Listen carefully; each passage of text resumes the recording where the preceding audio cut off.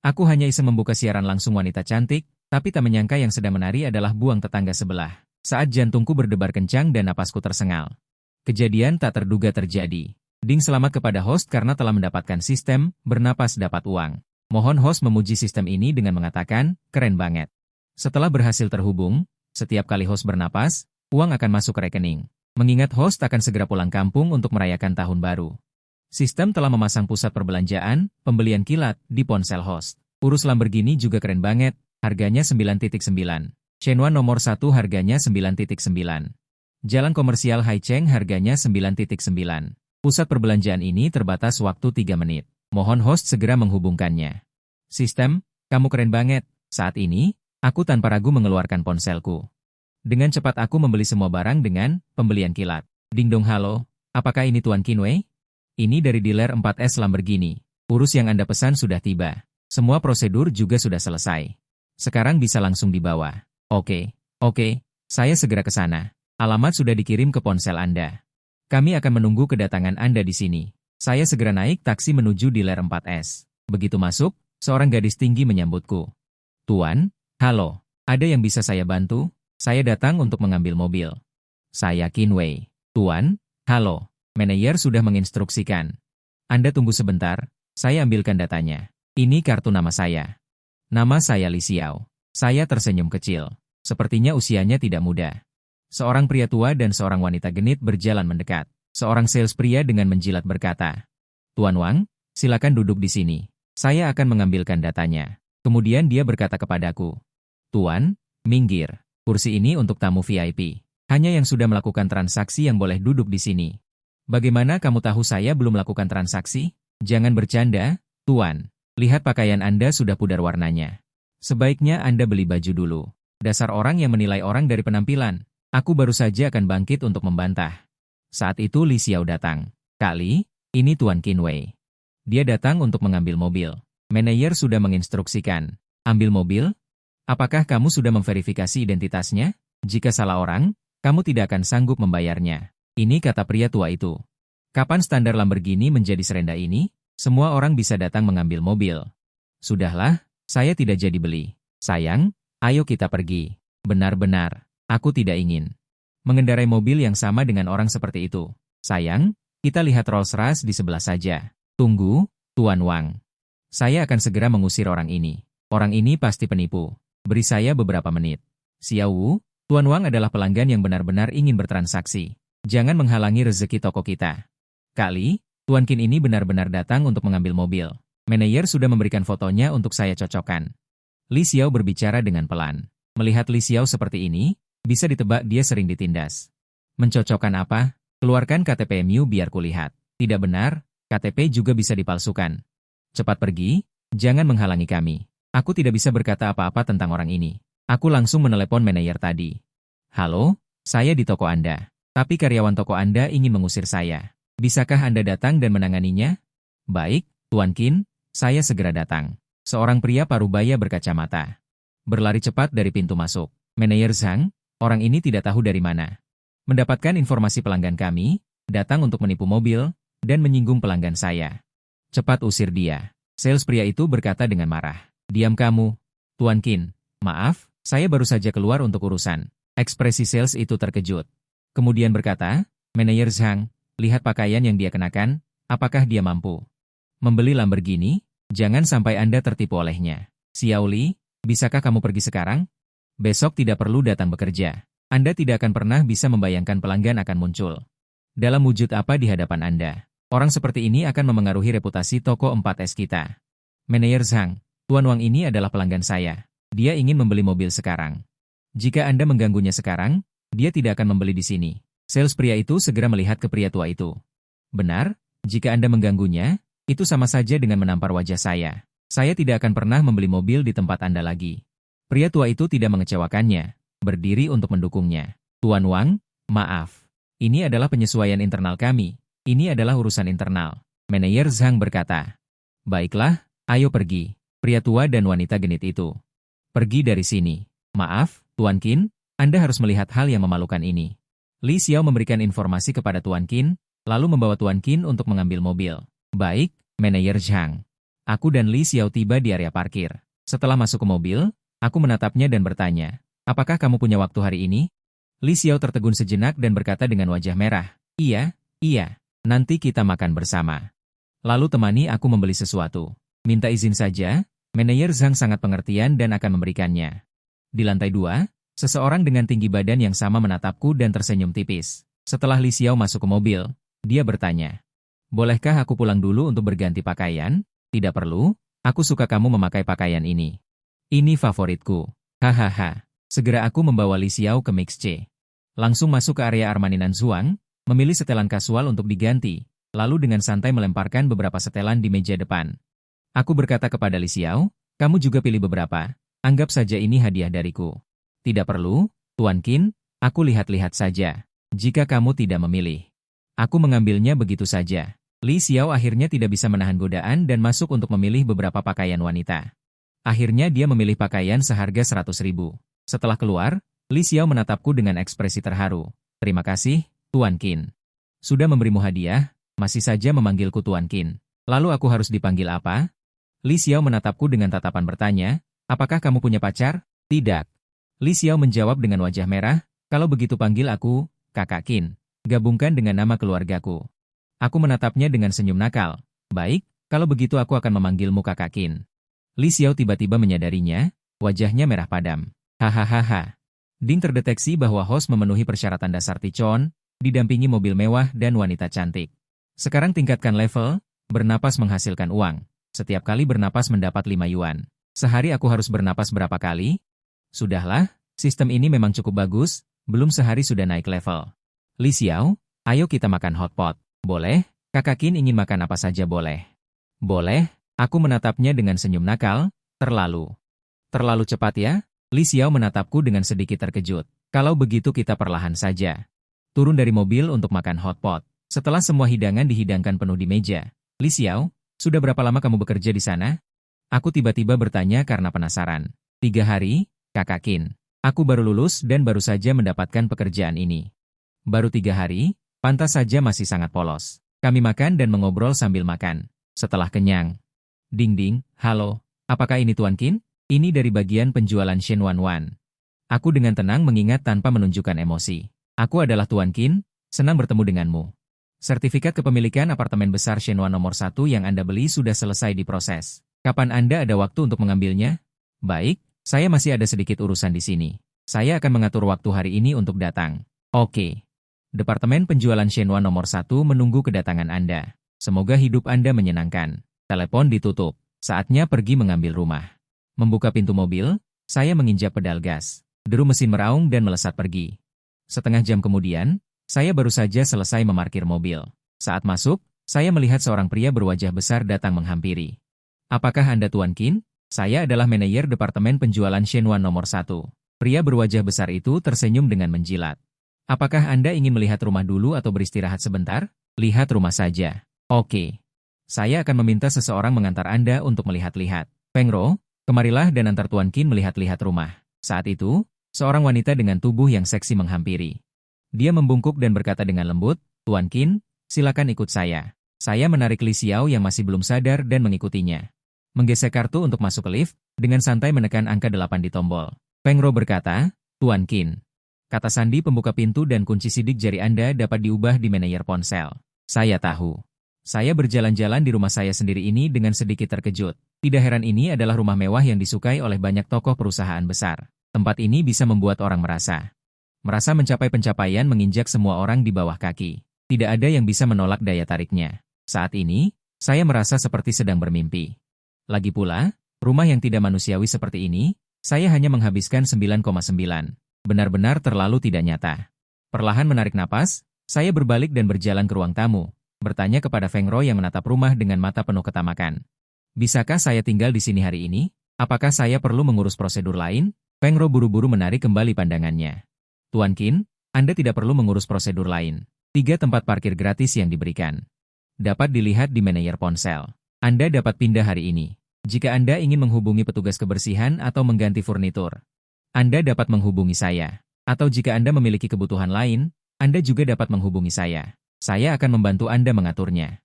Feng Ro sepertinya mengerti, melirik saya dan kemudian melirik Li Xiao. Dengan sedikit enggan dia pergi. Saya menarik Li Xiao dan dia kehilangan keseimbangan dan jatuh ke pelukan saya. Saatnya sadar. Saya menatap Li Xiao dengan seksama dan berkata, "Ya Tuhan, apakah aku tidak sedang bermimpi? Apakah ini rumah Kakak Qin? Kakak Qin, cubit aku, coba lihat apakah sakit." Li Xiao berkata dengan ekspresi terkejut. "Baiklah, kalau begitu aku cubit ya." Aku mencubit kuat bagian terakhir daging itu, dan Li Xiao berseru, "Kak Qin, kamu benar-benar tahu cara memilih tempat. Enak, inilah yang disebut kehidupan, rasanya enak punya uang." "Li Xiao, maukah kamu menginap malam ini?" Aku menatapnya dengan penuh harap, wajah Li Xiao memerah. Baik, rangkaian kejutan hari ini membuat Li Xiao sedikit kewalahan. Dia juga tahu bahwa jika kesempatan itu terlewatkan, itu tidak akan datang lagi. Aku mengamati rumah itu. Pada dasarnya semuanya lengkap, ini adalah rumah yang siap huni. Soal pindahan, kita bicarakan besok saja. Menginap dulu semalam, biasakan diri dengan perasaan rumah seluas ratusan meter persegi. Sudah waktunya makan malam. Aku mengambil kartu nama Feng Ro dan meneleponnya. "Halo, Tuan Qin, ada yang bisa saya bantu?" Feng Ro sangat bersemangat mengangkat telepon. "Halo, Manajer Feng, apakah Anda punya tim koki yang bisa datang ke rumah untuk memasak? Tidak ingin makan di luar?" "Tentu saja ada. Tuan Qin, masakan apa yang ingin Anda makan?" "Masakan Sichuan." Aku berpikir sejenak dan berkata, "Baik, saya akan bantu hubungi. Seharusnya bisa sampai di tempat Anda dalam waktu setengah jam." Setelah menutup telepon, Li Xiao juga masuk, aku tersenyum pada Li Xiao. "Aku sudah memesan koki masakan Sichuan untuk datang dan memasak. Setelah makan malam, mari kita nikmati pemandangan malam." Ding! Selamat kepada tuan rumah karena telah mencapai pencapaian target kecil, memiliki rumah dan mobil. Bernapas dapat menghasilkan uang, ditingkatkan menjadi 10 yuan sekali bernapas. Ding! Bernapas dapat menghasilkan uang ditingkatkan menjadi 10 yuan. Sistem hadiah 1000 jalan, tuan rumah dapat melakukan 1000 jalan setiap hari. Semua yang diperoleh dari 1000 jalan itu mungkin. Aku langsung duduk tegak, sistem dewa lokal harian ini, benar-benar penuh kejutan. Selain punya uang, sekarang ada fungsi 1000 jalan. Tidak ada yang mengatakan itu kenyataan. Itu permanen, mari kita coba sistem 1000 jalan hari ini. Aku ingin 1000 jalan. Aku bergumam dalam hati. Ding! Selamat kepada tuan rumah karena telah mendapatkan uang tunai 200 juta yuan, yang telah disetor ke rekening Ban Konstruksi 5993 tuan rumah. Aku membuka ponselku dan melihat pesan teks itu. Li Xiao kebetulan melihat informasi ini, dia semakin yakin bahwa keputusannya tidak salah, dan segera menempel di pelukanku. Tak lama kemudian, Koki datang mengetuk pintu untuk memasak. "Kak Qin, apakah kamu merasa aku terlalu mudah? Lalu kamu tidak menginginkanku lagi? Mana mungkin, aku tahu pesonakulah yang menyentuh hatimu." Sebenarnya, aku tidak terlalu memikirkan itu. Selama beberapa tahun ini aku mengandalkan putriku untuk menghidupi diriku. Tiba-tiba punya uang, mentalitasku berubah. Melihatmu yang cantik, aku langsung mendekat, tidak berpikir terlalu banyak, Qin Gege. Awalnya aku sedikit penasaran padamu, tapi saat terus bersamamu, aku menyadari kaulah yang selama ini kutunggu. Aku hanya mohon Qin Gege jangan meninggalkanku. Aku tidak butuh apapun, cukup berada di sisimu. Gege ingat aku dan datang menemuiku, itu sudah cukup. Kupikir dia gadis yang polos. Ternyata dia lebih jago dari polisi berpengalaman. Dasar bodoh, aku juga jatuh cinta padamu pada pandangan pertama, makanya aku mengajakmu jalan-jalan hari ini. Tapi aku tidak bisa memberimu jaminan apapun, hanya bisa bilang aku tidak akan mudah meninggalkanmu. Itu saja sudah cukup. Terima kasih, Qin Gege. Jantungku berdebar kencang dipanggil Qin Gege. Li Xiao sepertinya tahu isi hatiku dan berkata, "Qin Gege, setelah kita kenyang dan makanannya sudah tercerna, ayo kita berolahraga." "Bagaimana cara kita berolahraga dengan berpelukan?" Aku langsung tertarik. Pipi Li Xiao memerah dan berkata, "Kamu gendong aku, nanti juga tahu." Aku langsung ingin menggendongnya ala putri, tapi bukan begitu caranya. Qin Gege harus mengangkat dengan kedua tangan. Mendengar itu, aku langsung tertawa. Tidak kusangka gadis ini cukup kreatif. Pipi Li Xiao memerah dan berkata, "Aku melihatnya di film. Waktu kuliah. Sering nonton bareng di kamar asrama. Li Xiao, apa kamu ingin menguji kekuatan dan stamina lenganku?" "Baiklah, kalau begitu kamu bersiap-siaplah." Satu sentuhan sinar matahari pagi menyinari wajah Qin Wei. Qin Wei tanpa sadar membalikkan badan. Tangannya meraba ke samping bantal. Kosong, selimutnya sudah dingin. Dia membuka mata, keluar kamar, dan melihat Li Xiao sedang menyiapkan sarapan yang masih panas. Di atas meja makan. Setelah melihatnya, Qin Wei mendekat dan memeluknya sambil berkata, "Badanmu sedang tidak enak, kenapa tidak istirahat saja?" "Tidak apa-apa. Qin Gege, aku ingin membuatkanmu sarapan. Sisa bahan makanan dari koki-koki tadi malam. Masih ada sedikit. Cepat sana cuci muka dan gosok gigi." Qin Wei mencium pipinya sekilas. Pagi seperti inilah yang disebut pagi. Dulu hanya menyebutnya pagi. Setelah sarapan, Li Xiao bersikeras untuk pergi bekerja. Qin Wei menelepon Song Ro untuk mengatur agar dia diantar ke tempat kerja. Shen Hao nomor 1, punya klub mobil mewah yang tidak hanya menyediakan mobil-mobil mewah seperti Bentley dan Rolls-Royce, Lamborghini, DLL. Pemesanan sekali sentuh untuk bepergian, juga dapat menikmati layanan antar jemput mobil mewah antara Shenzhen dan Hong Kong. Aku belum check-in hari ini. Masuk dan lihat apa yang ada. Sistem, aku mau masuk. Ding, masuk berhasil. Selamat kepada host, mendapatkan pil inti zamrud. Pil inti zamrud itu apa? Seperti yang ada di novel-novel. Ya, host, pil inti zamrud akan menyesuaikan fungsi tubuhmu. Membuang kotoran tubuh. Kegunaan ajaibnya perlu kamu amati sendiri setelah mengonsumsinya. Tidak akan ada efek samping, kan? Produk sistem, jaminan kualitas.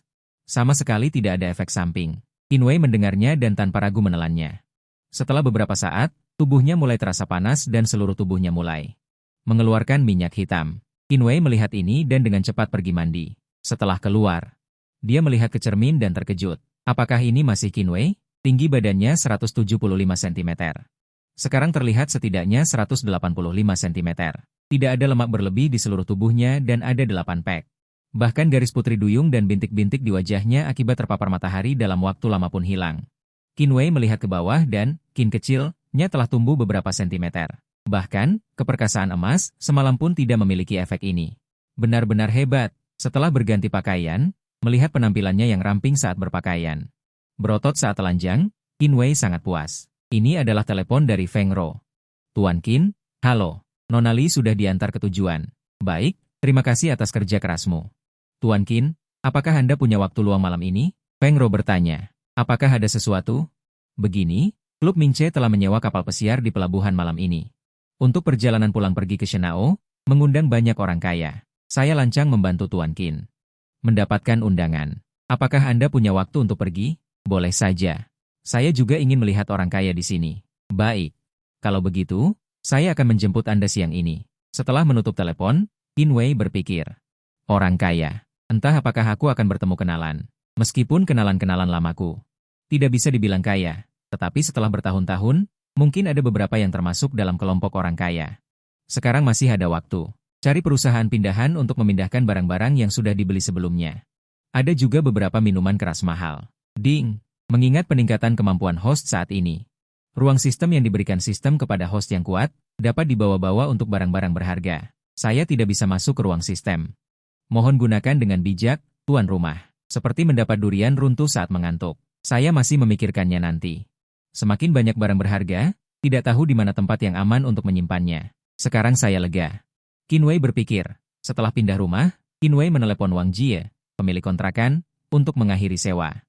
Wang Jie berlari terengah-engah, melihat ke kiri dan ke kanan rumah, menyentuh ke atas dan ke bawah, lalu berkata, Xiao Qin, bagaimana saya bisa mengembalikan uang jaminanmu? Dinding ini kuning dan hitam. Celah ubin lantai ini semuanya hitam. Saya butuh banyak uang untuk memperbaikinya. Seharusnya saya tahu akan begini. Meskipun saya punya uang sekarang, saya tidak peduli dengan uang jaminan beberapa ribu ini, tetapi saya tetap harus memperjuangkan sesuatu. Wang Jie, maksudmu uang jaminan tidak akan dikembalikan, kan? Xiao Qin. Kamu sudah tinggal di rumah ini dan ada kerusakannya. Saya kembalikan uang jaminanmu, kamu ganti biaya renovasinya. Qin Wei belum pernah melihat orang yang begitu tidak tahu malu. Namun, sering terjadi bertemu pemilik kontrakan seperti ini saat menyewa rumah. Oke, Wang Jie, saya akan pindah dulu. Nanti akan ada orang lain yang menghubungimu. Qin Wei berkata, berbalik dan pergi. Halo. Ini 12.366 jalur layanan pelanggan. Saya ingin melaporkan pemilik kontrakan di nomor 9, GG14, Desa Yuanxin. Menggelapkan pajak, tidak mengeluarkan faktur saat menyewakan rumah. Setelah Qin Wei selesai menelepon untuk melaporkan, dia menelepon 12.315 lagi. Halo, pemilik kontrakan di nomor 9, GG14, Desa Yuanxin. Mencari alasan untuk tidak mengembalikan uang jaminan saat saya ingin mengakhiri sewa. Bukti uang jaminan masih ada di tangan saya. Tiba-tiba sebuah Rolls-Royce kuno muncul, membuat Qin Wei mengerem mendadak karena ketakutan. Hampir menabrak. Setelah melihat lebih dekat, ternyata pengemudinya adalah seorang wanita. Qin Wei diam-diam menutup mulutnya yang hendak mengumpat. Pengemudi wanita itu juga kaget dan buru-buru turun dari mobil untuk memeriksa. Setelah melihat tidak ada yang tertabrak, dia berjalan ke arah Qin Wei. Maaf, saya kehilangan konsentrasi. Saya tidak bisa mengerem di persimpangan, kata pengemudi wanita itu. Qinwei melihat pengemudi wanita ini dan merasa sedikit familiar. Bukankah ini Ailing, selebriti internet ibu tunggal di Douyin? Dia sepertinya selebriti internet dengan jutaan pengikut. Dulu saya sering melihatnya saat menjelajahi Douyin. Dia membuat video pendek di Houhai ini. Tidak apa-apa. Saya yang mengemudi terlalu cepat. Saya tidak menyangka harus mengerem di persimpangan. Qinwei menjelaskan sambil menatap selebriti internet ini. Rok pendek hitam dengan stocking hitam yang menawan, pinggang kecil yang ramping. Terlihat sangat menarik. Apakah kamu penghuni di sekitar sini? Aku sering di sekitar sini. Sepertinya ini pertama kalinya aku melihatmu. Wang Ji berkedip dan bertanya. Benar. Baru kemarin pindah ke sini, kita akan sering bertemu di masa depan. Qinwei tersenyum. Karena kita mungkin akan sering bertemu di masa depan, bagaimana kalau kita bertukar WeChat? Aku sudah tinggal di sekitar sini selama beberapa tahun. Cukup familiar, kata Wang Ji. Oke. Aku baru saja pindah, masih banyak tempat yang tidak aku ketahui. Qinwei mengeluarkan ponselnya dan menambahkan WeChat.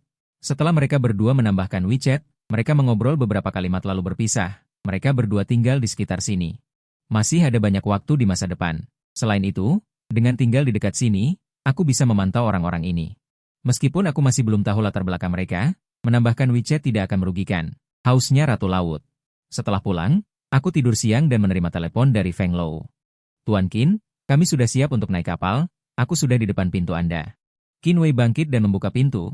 Feng Lou masih mengenakan pakaian profesionalnya, melihat tubuh bagian atas Qinwei yang telanjang. Matanya terbelalak. Sejak bercerai, Feng Lou selalu tenggelam dalam pekerjaan. Sudah lama tidak melihat tubuh yang begitu nyata. Aku tidak menyangka tubuh Tuan Qin begitu bagus. Apakah Anda sering berolahraga? Feng Lou tersenyum. Aku mulai berolahraga tadi malam. Hahaha. Qinwei tersenyum. Apakah kita akan pergi dengan mobil? Nona Feng, Tuan Qin, aku datang untuk mengantarkan surat undangan, aku tidak memenuhi syarat untuk pergi ke pesta koktail seperti itu. Feng Lou mencibir. Tidak bisa begitu. Jika kamu tidak pergi, aku tidak mengenal siapapun jika aku pergi. Apa gunanya? Bukankah boleh membawa teman wanita? Biarkan Kak Feng menjadi teman wanitaku. Feng Lou tidak mendengar perubahan panggilan itu. Bertanya dengan terkejut, apakah Tuan Qin ingin mengajakku pergi? Benarkah? Feng Lou selalu ingin mengenal lebih banyak orang kaya, agar pekerjaannya berjalan lebih baik, tetapi tidak pernah ada kesempatan. Kali ini mendengar Qinwei bersedia membawanya pergi dengan nama teman wanita, dia hampir menangis terharu. Tentu saja, jika kamu tidak pergi, maka aku juga tidak akan pergi. Qinwei berkata dengan pasti, dan Feng Lou merasa lebih tersentuh setelah mendengar ini. Kalau begitu, Tuan Qin, tunggu sebentar. Aku akan kembali untuk berganti gaun. Pestanya masih lama. Qinwei mengangguk. Feng Lou sangat senang dan mengeluarkan gaji 2 bulan. Dia membeli gaun hitam berpotongan rendah di mall terdekat, berganti pakaian, dan datang ke rumah Qinwei. Qinwei sudah berganti pakaian. Qinwei menatap dalam-dalam matanya, jurang yang tak berdasar itu. Kemudian dia berkata, kamu tidak cocok mengemudi dengan pakaian ini. Biar aku melayani wanita cantik ini. Maaf merepotkan Tuan Qin. Aku tidak mempertimbangkannya dengan cermat, kata Feng Lou dengan nada meminta maaf. Masih memanggilku Tuan Qin? Apakah kamu tidak merasa sedikit canggung? Aku sudah memanggilmu kakak. Wajah cantik Feng Lou memerah, mengingat bahwa Qinwei baru saja memanggilnya kakak. Kalau begitu, aku akan memanggilmu Wei Di, adik Wei. Kamu bisa memanggilku kakak Ro. Kakak Feng terdengar terlalu tua, kata Feng Lou dengan bercanda. Oke, kakak Ro, ayo berangkat, kata Qinwei. Pelabuhan tidak terlalu jauh dari sini, tetapi bahkan jika dekat, tidak mungkin untuk berjalan kaki. Tidak lama kemudian, Qinwei dan Feng Lou telah tiba di pintu masuk kapal. Ini adalah pertama kalinya Qinwei naik kapal pesiar, dan dia merasa penasaran dengan hal-hal ini. Ada juga berbagai pria tampan dan wanita cantik di pintu masuk kapal yang terus berdatangan. Dikatakan bahwa penyelenggara mengundang beberapa selebriti internet untuk pesta. Agar tidak terlalu membosankan. Setelah naik ke kapal, Qinwei dengan rasa ingin tahu mengunjungi bagian dalam kapal dan merasa seperti hotel. Feng Lou juga memperkenalkan Qinwei sepanjang jalan. Terlihat bahwa Feng Lou telah melakukan banyak pekerjaan rumah dalam hal ini. Mari kita kenali kamarnya dulu. Surat undangan memiliki nomor kamar yang sesuai. Kita bisa istirahat di kamar dulu. Pesta baru akan dimulai pukul 7 malam, kata Feng Lou. Qinwei melihat waktu di ponselnya. Masih jam 4 lebih, masih pagi.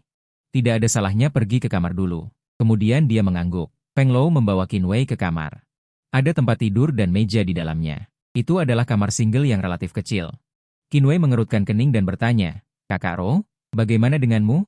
Aku adalah pendamping wanita yang kamu bawa. Selain sekamar denganmu, aku hanya bisa pergi ke tempat lain di kapal. Seperti di dalam kapal ada berbagai fasilitas, ada kasino, ada area hiburan. Di mana-mana ada banyak orang 24 jam, saya keluar saja. Tidak bisa begitu. Mari kita tanyakan pada penyelenggara, apa syarat untuk mengganti kamar yang lebih besar. Selesai berbicara, dia menarik Feng Lou ke lobi kapal pesiar di lantai 1. Apa? Kamu tahu siapa aku? Segera ganti kamarku, atau aku akan membuat kapalmu tidak bisa jalan. Qin Wei baru saja memasuki lobi. Dia melihat seorang pria berambut cepak memelintir dua wanita dan berteriak kepada staf penyelenggara. Tuan, maaf sekali, kamarnya sudah dipesan dari awal. Tidak ada kamar lain untuk diganti, kata karyawan itu. Baik. Tunggu saja. Pria berambut cepak itu mengeluarkan ponselnya dengan ganas. Ling Xiao. Tunggu sebentar. Seorang wanita mengenakan gaun panjang belah dengan keras silang hitam berjalan mendekat dari kerumunan. Sosoknya yang menonjol, jurang yang tak berdasar, wajah cantik yang menawan dan seksi. Kulit di wajahnya juga putih seperti salju, halus dan lembut. Kemudian karyawan itu menjelaskan situasinya kepadanya. Wanita itu melambaikan tangannya dan memintanya untuk pergi dulu. Ling Xiao. Mereka semua baru di sini, tidak mengerti apa-apa, dan agak kaku. Maafkan mereka, jangan terlalu mempermasalahkan kesalahan kecil. Nona Guan. Penyelenggaraan kalian kali ini membuatku sangat tidak puas. Pria berambut cepak itu berkata dengan tatapan penuh nafsu. Ling Xiao, masalah kamar, saya akan bantu selesaikan. Jika masih ada ketidakpuasan, kami akan memberikan beberapa hadiah kecil sebagai permintaan maaf dari pihak penyelenggara. Wanita itu berkata dengan sedikit jijik di matanya. Baiklah, aku orang yang tidak bisa menolak permintaan maaf dari wanita cantik. Mari kita minum lagi di pesta malam ini, dan masalah ini selesai, kata pria berambut cepak itu. Tidak masalah. Setelah selesai berbicara, wanita itu berbalik dan memanggil seorang karyawan. Wanita itu berbalik dengan ekspresi meminta maaf. Dia berkata kepada Qin Wei, maaf, kamar di sini sudah dialokasikan. Kamar Ling Xiao ini diganti karena kesalahan dari staf kami. Qin Wei masuk dan mengamati wanita itu. Dia benar-benar tidak buruk, putih dan besar. Urus urusan yang benar dulu. Kami juga ingin mengganti kamar yang lebih besar, apapun syaratnya. Qin Wei berkata, ada sedikit ketidaksenangan di mata wanita itu, dan berkata, jika Tuan bisa menghabiskan 20 juta di lelang amal malam ini, saya bisa membantu Anda mengganti kamar. Setelah selesai berbicara, wanita itu berbalik dan pergi. Setelah berjalan beberapa langkah, dia menoleh dan menambahkan. Ketika menghadapi keadaan darurat, hadiah critical hit dapat dipicu. Hadiah yang diperoleh adalah acak. Semuanya mungkin. Ding, keadaan darurat dibuat. Nama, Guan Yu. Usia, 26. Penampilan, S. Bentuk tubuh, S. Pesona, S. Apakah sudah dikembangkan? Tidak. Tingkat kesukaan, 0. Penilaian komprehensif, S. Ding, isi tugas. Masuk ke acara lelang amal dan buat Guan Yu terkesan padamu. Saat Qin Wei berpikir liar. Sistem pengingat berbunyi. Kemana saya harus pergi untuk memverifikasi dana? Qin Wei bertanya dengan keras. Guan Yu berbalik dan berkata dengan sedikit terkejut, di pintu ruang lelang di lantai 4, ada orang yang bertanggung jawab untuk memverifikasi dana. Qin Wei membawa Feng Ro ke lantai 4 untuk memverifikasi dana dan mendapatkan tiket masuk lelang. Untuk adik laki-lakinya. Kenapa tidak kita batalkan saja? Kapalnya sangat besar. Kakak bisa saja tidur di sofa manapun untuk 1 malam. Feng Ro berkata dengan tidak tega. Lagi pula, dibutuhkan 20 juta untuk mengganti kamar. Bahkan jika itu bukan uangnya sendiri. Feng Ro juga merasa kasihan. Ding, keadaan darurat dibuat. Nama, Feng Ro. Usia, 31. Penampilan, S. Bentuk tubuh, S. Pesona, S. Apakah sudah dikembangkan? Ya.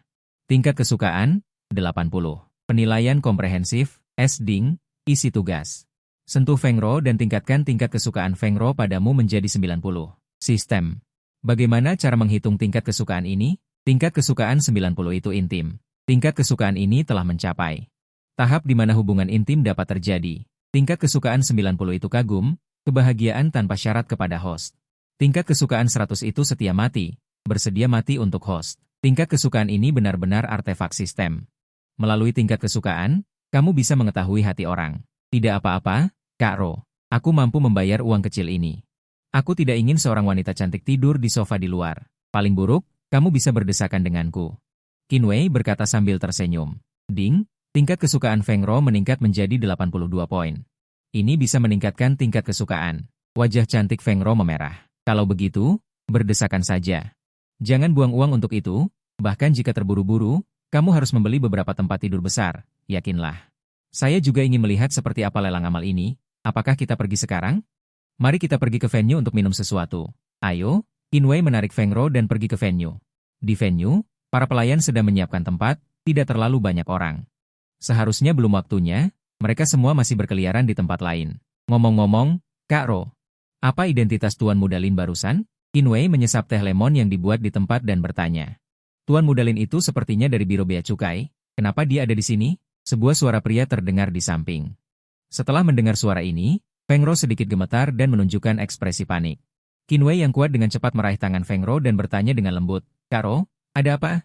Kenal? Tentu saja kenal, saat ini saya masih suaminya. Seorang pria pucat maju, pucat dan tinggi kurus.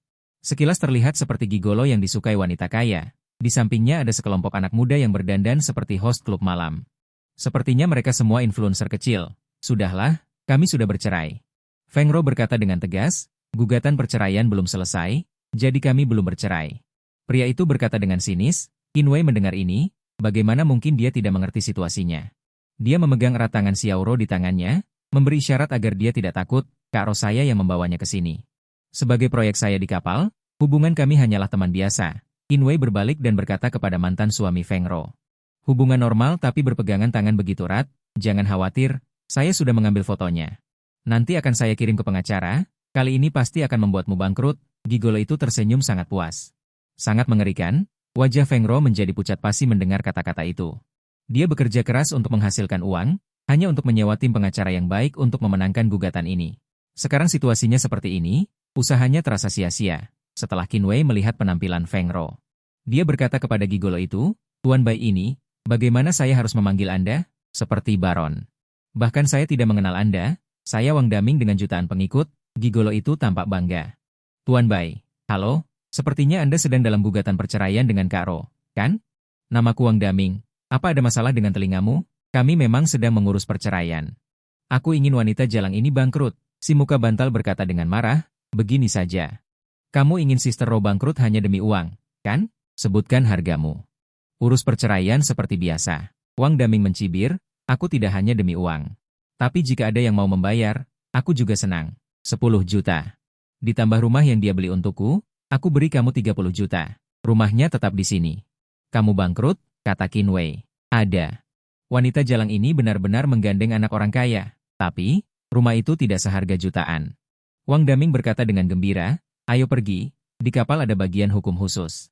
Tanda tangani perjanjian perceraian bangkrut ini. Setelah selesai berbicara, dia membawa Feng Rou pergi. Setelah prosedur selesai, Wang Daming mengejek Feng Rou, wanita jalang. Layani baik-baik anak orang kaya ini. Nilaimu di mataku jauh lebih dari ini. Hahaha. Setelah selesai berbicara, dia pergi. Feng Rou menatap Qinwei dengan air mata berlinang dan berkata, untuk adikku, terima kasih. Aku akan mencari cara untuk mengembalikan uangmu. Sister Rou, apa yang kamu katakan? Selama bisa menukar kebebasanmu. Berapapun uangnya sepadan bagiku. Qinwei berkata dengan lembut, ayo pergi, Sister Rou. Ayo kita keluar mencari udara segar. Tempat sampah selalu berbau sampah. Qinwei melambai-lambaikan tangannya di depan wajahnya. PFFT. Feng Rou terkekeh. Mengangguk. Setelah mereka berdua keluar, Feng Rou menceritakan kisahnya. Dia dan Wang Daming bertemu di bar. Feng Rou telah bekerja keras di luar selama bertahun-tahun dan nyaris tidak mampu membeli sebuah apartemen kecil di sana. Saat itu, dia dan temannya sedang minum di bar. Wang Daming adalah orang yang sering menumpang di bar, karena tidak punya uang. Tetapi suka datang ke bar, jadi dia menumpang di tempat orang lain. Feng Rou awalnya tertarik dengan penampilan orang yang lumayan ini dan menambahkan informasi kontaknya. Awalnya, Wang Daming menunjukkan perhatian yang sangat besar. Tak lama kemudian, Feng Rou jatuh cinta. Tak lama kemudian, dia melamar Feng Rou. Mereka berdua menikah dengan lancar. Setelah menikah, Wang Daming mengusulkan untuk menambahkan namanya ke properti tersebut dan membayar cicilan bersama. Feng Rou tidak setuju karena dia merasa bahwa suami istri tidak perlu peduli dengan nama itu. Wang Daming tidak senang, perlahan mulai jarang pulang, dan sepanjang hari bersama sekelompok anak muda merekam video. Menjadi selebriti internet, tiba-tiba suatu hari, kecelakaan terjadi. Suatu siang, Feng Rou masuk angin dan meminta izin pulang lebih awal. Begitu masuk rumah, dia mendengar suara aneh dari kamar. Feng Rou dengan hati-hati mendekat dan melihat melalui celah pintu. Dua tubuh putih bersih menggeliat. Feng Rou menutup mulutnya dengan ekspresi panik, berusaha menahan diri untuk tidak berteriak. Satunya adalah Wang Daming. Dan yang lainnya ternyata adalah saudara Wang Daming yang tumbuh bersama sejak kecil, yang datang sebagai pendamping pria saat pernikahan. Wang Daming tiba-tiba berbalik dan melihat Feng Ro di luar pintu. Dengan cepat keluar dan menarik Feng Ro yang hendak lari. Lalu berlutut di tanah memohon dengan getir kepada Feng Ro. Terus-menerus mengakui kesalahan. Feng Ro tidak tahan dengan permohonannya dan berjanji tidak akan membocorkannya. Kemudian mengajukan perceraian. Wang Daming, setelah mendengar tentang perceraian, mulai memohon kepada Feng Ro lagi. Dan berjanji hanya akan fokus padanya di masa depan.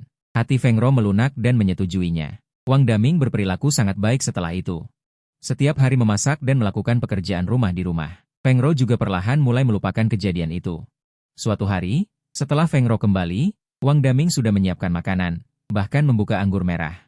Melihat Feng Ro masuk, dia berkata kepada Feng Ro, hari ini adalah peringatan 1 tahun pernikahan kita. Mari kita minum anggur untuk merayakannya. Feng Ro tidak terlalu banyak berpikir dan mulai minum. Akibatnya, setelah minum 1 gelas, dia pusing dan tertidur. Setelah bangun, Feng Ro berbaring telanjang di tempat tidur. Di sebelahnya juga berbaring seorang pria, saudara Wang Daming. Wang Daming sedang memegang telepon di tepi tempat tidur dan mengambil foto. Setelah melihat Feng Ro bangun, dia tersenyum, apakah kamu suka hadiah yang kuberikan? Feng Ro langsung mengerti. Dengan seluruh tubuhnya yang lemas, dia hanya bisa memaki dengan air mata berlinang darah, kau tidak tahu malu. Wang Daming berkata dengan sinis, tenang, dia tidak melakukan apapun padamu. Dia tidak tertarik pada wanita. Tetapi dengan foto-foto ini, aku bisa membuatmu pergi tanpa membawa apapun. Setelah selesai berbicara, dia dan saudaranya hendak pergi. Tunggu, Feng Ro memanggil dengan lemah. Wang Daming berhenti. Berapa banyak uang yang kamu inginkan agar kamu bisa menyimpan foto-foto ini untukku? Kau membuatku pergi tanpa membawa apapun, bukankah itu demi uang? Wang Daming merenung sejenak dan berkata, 1 juta. Aku akan menghapus foto-foto itu di depanmu. Aku akan memberikannya padamu. Aku tidak ingin kau menghapusnya. Aku ingin kau memberiku teleponmu. Dengan lemah, Feng Ro berkata, bisa menghasilkan uang, kan? Aku tidak punya uang sebanyak itu. Beri aku waktu, aku akan mengumpulkannya. Kemudian Feng Ro menelepon untuk meminjam uang, bahkan mengajukan beberapa pinjaman online, dan berhasil mengumpulkan 1 juta untuk ditransfer. Wang Daming menyerahkan telepon itu kepadanya. Feng Ro menggunakan seluruh kekuatannya untuk menghancurkan telepon itu hingga berkeping-keping. Kemudian, dengan marah dia berkata kepada Wang Daming, cerai. Wang Daming mendengus dingin. Jika kau bersedia keluar tanpa membawa apa-apa, aku akan setuju untuk bercerai. Kalau tidak, gugat saja cerai. Setelah mengatakan itu, dia pergi bersama saudara-saudaranya. Setelah itu, Wang Daming menyebarkan berita bahwa Feng Ro berselingkuh dan tertangkap basah. Setelah mendengar berita itu, Feng Ro menangis setiap hari. Keluarganya juga menelepon untuk menanyainya. Jika dia benar-benar bercerai tanpa membawa apa-apa, itu akan membenarkan fakta bahwa dia berselingkuh.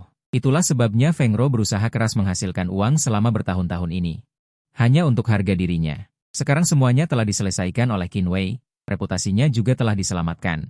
Sebaliknya, Wang Daming yang keluar tanpa membawa apa-apa. Setelah mendengar ini, Qin Wei dengan lembut memeluk Feng Ro. Tidak apa-apa, Kak Ro. Sekarang kau bebas. Hari-hari selanjutnya, kau harus hidup untuk dirimu sendiri. Feng Ro membalas pelukan Qin Wei. Terima kasih. Jika tidak, mimpi buruk seperti ini, aku tidak tahu berapa lama lagi harus kujalani. Tingkat kesukaan Feng Ro mencapai 92. Selamat kepada tuan rumah karena telah menyelesaikan insiden mendadak. Selamat kepada tuan rumah. Mendapatkan hadiah imbalan 110 yuan. Selamat kepada tuan rumah, telah menyelesaikan tugas melebihi target. Memicu imbalan ganda, mendapatkan paket hadiah layanan karena pengeluaran 5.339 dari kartu debit, pendapatan masuk. RMB 100 juta yuan saldo internasional 10.171.352.420,93 yuan bank konstruksi.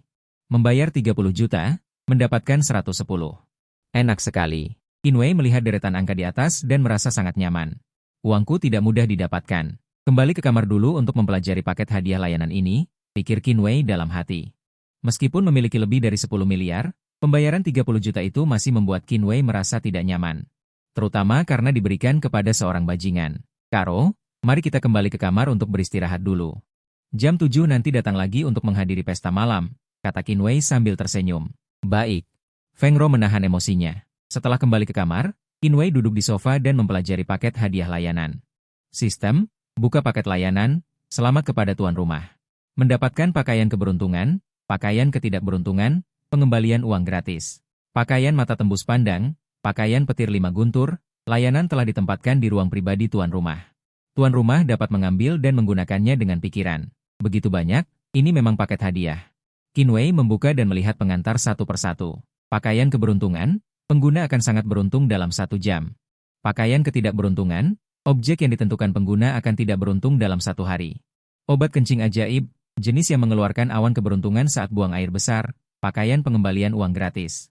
Dapat digunakan untuk konsumsi tertentu. Setelah digunakan, uang akan dikembalikan secara gratis ke akun pengguna.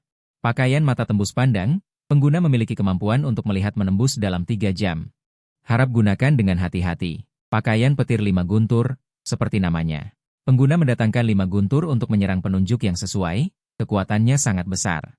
Gunakan dengan hati-hati. Setelah merenung sejenak, Qinwei berencana untuk menggunakan pakaian ketidakberuntungan untuk Wang Daming. Menggunakan pakaian ketidakberuntungan, target Wang Daming. Memikirkan penampilan Wang Daming dalam benaknya, pakaian ketidakberuntungan perlahan menghilang. Sedang berada di geladak. Wang Daming, yang sedang merekam video pendek dengan sekelompok selebriti internet, tiba-tiba merasakan embusan angin dingin dan menggigil. Ada apa, Mingge? Seorang adik bertanya ketika melihat penampilan Wang Daming. Tidak apa-apa, aku pergi ke toilet dulu. Kalian rekam saja dulu, kata Wang Daming. Setelah Wang Daming selesai berbicara, tiba-tiba terjadi sesuatu yang aneh. Merasa ingin pergi ke toilet. Ada genangan air di depan pintu toilet. Wang Daming secara tidak sengaja menginjaknya. Terpeleset ke depan. Tepat pada saat itu, sebuah suara gemuk keluar dari toilet wanita.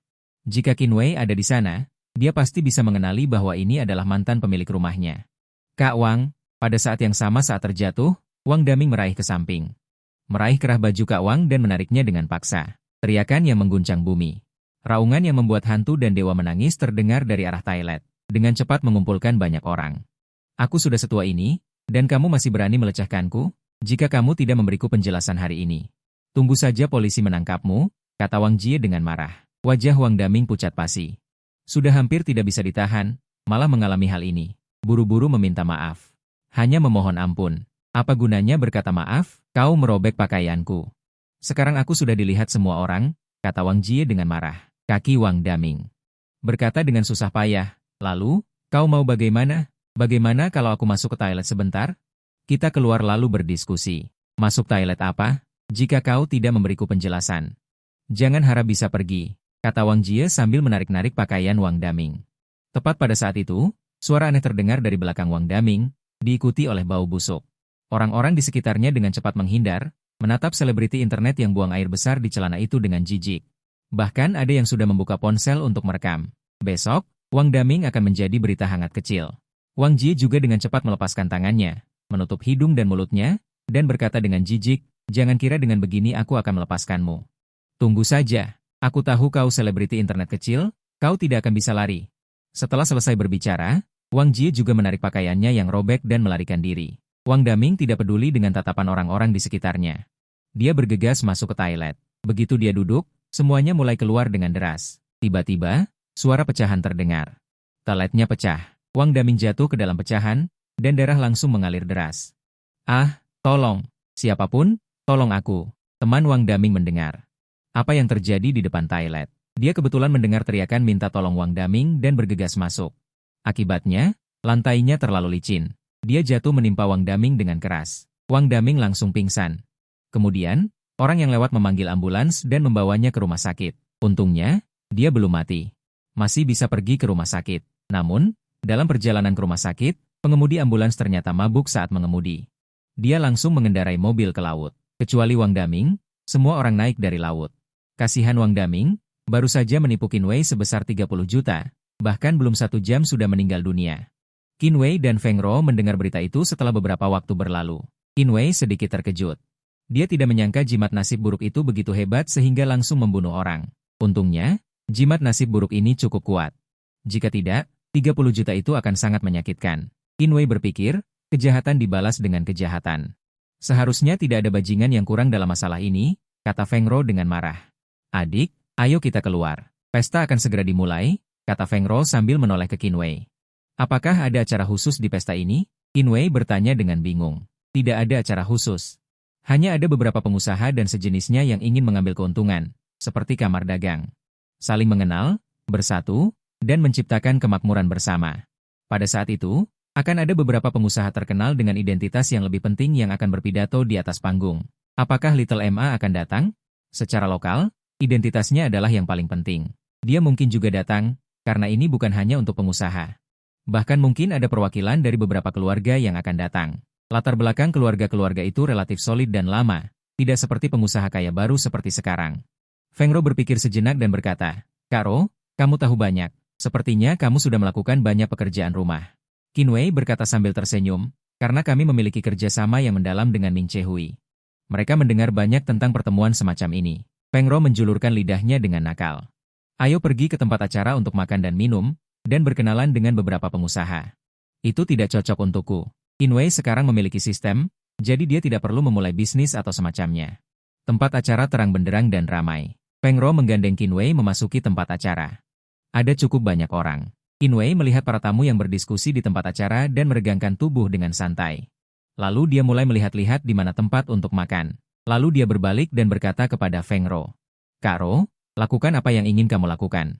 Jangan pedulikan aku. Aku akan melihat-lihat. Qin Wei tahu Feng Rou datang ke sini. Itu untuk karirnya sendiri. Tentu saja, dia tidak akan mengikatnya di sisinya. Oke, terima kasih, adik. Aku kebetulan melihat beberapa klien juga. Aku akan menyapa mereka. Setelah Feng Rou pergi, Qin Wei mulai makan. Makanan dan minuman di tempat acara yang diselenggarakan oleh orang kaya lumayan. Seorang gadis cantik mengenakan gaun malam putih melihat Qin Wei dari jauh dengan mata penuh kejutan. Dia hendak berjalan ke arah Qin Wei, tetapi dihalangi oleh orang-orang yang datang untuk menyapa tanpa henti, dan hanya bisa menyerah. Aku akan mencari Qin Wei nanti. Saat ini, lampu mulai disesuaikan. Berkumpul di atas panggung dan memulai pidato para pengusaha ini. Selama periode ini, Qin Wei tidak pernah berhenti makan dan minum sampai dia mendengar sebuah nama dan menghentikan tindakannya. Mata itu menatap panggung dengan tajam, hanya untuk mendengar orang di atas panggung berkata, mari kita undang pengusaha wanita cantik kita, Zheng Guoguo, untuk berpidato di atas panggung. Nona Zheng Guoguo adalah seorang pengusaha wanita cantik yang telah mencapai banyak hal di bidang teknologi dalam beberapa tahun terakhir. Semuanya bertepuk tangan untuk menyambutnya. Halo semuanya, yang disebut pengusaha wanita cantik itu adalah sanjungan dari semua orang. Gadis kecil ini tidak pantas menerima julukan ini, ejek Zheng Guoguo di atas panggung. Tim perusahaan kami memberi saya kesempatan untuk berdiri di sini, jadi saya sangat berterima kasih kepada tim saya. Tentu saja, saya juga berterima kasih atas dukungan penuh dari para senior. Kami dapat memiliki hasil seperti itu. Terima kasih banyak atas dukungan Anda, kata Zheng Guoguo dengan keras. Benarkah? Apakah ada orang yang lupa untuk berterima kasih? Sebuah suara datang dari bawah panggung. Kerumunan itu membuka jalan, dan Qin Wei berjalan keluar dari sana. Sedikit kejutan melintas di mata Zheng Guoguo.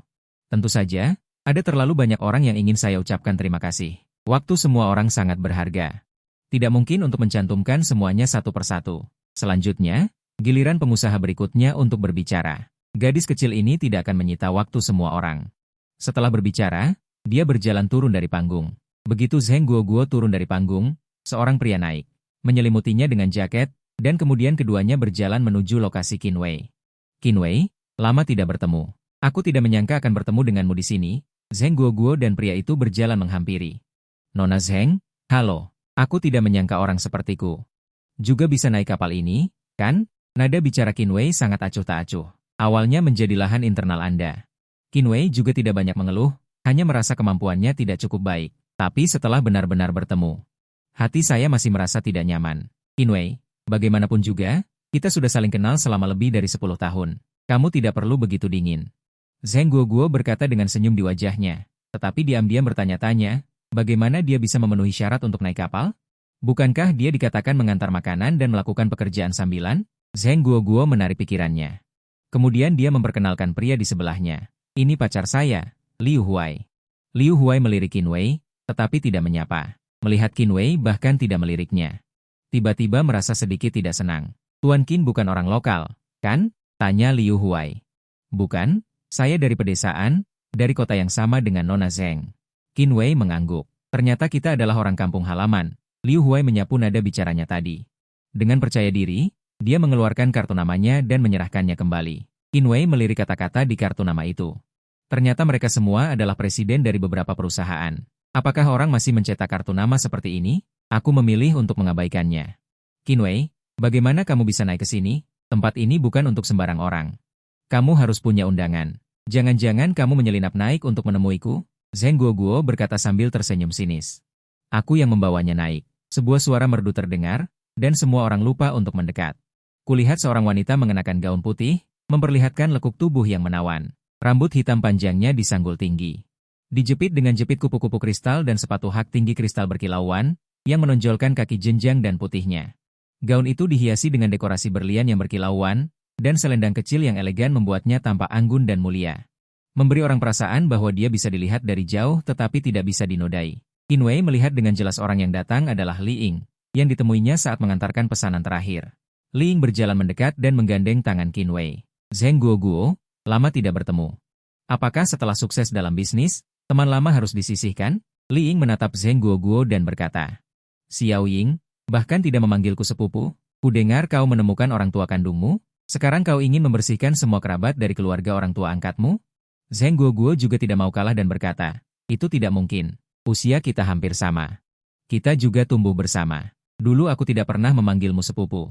Kenapa? Merasa posisimu sudah naik? Dan mulai memintaku untuk memanggilmu sepupu? Li Ying juga menjawab dengan tegas. Adegan pertengkaran ini menarik perhatian banyak orang. Semakin banyak orang berkumpul di sekitarnya. Saat itu, sebuah suara merdu dan familiar terdengar lagi. Xiao Ying, Zheng Guoguo. Jangan terlalu konfrontatif. Kalian berdua menarik perhatian semua orang. Ayo minum bersama. Guan Yu berjalan keluar dari kerumunan. Li Ying mendengus dingin, ayo pergi. Sambil menarik Qin Wei keluar. Setelah sampai di sudut, Qin Wei bertanya. Xiao Ying, aku tidak menyangka kamu juga ada di sini. Seharusnya aku yang tidak menyangka kamu ada di sini. 2 hari yang lalu kamu masih mengantarkan makanan di rumahku.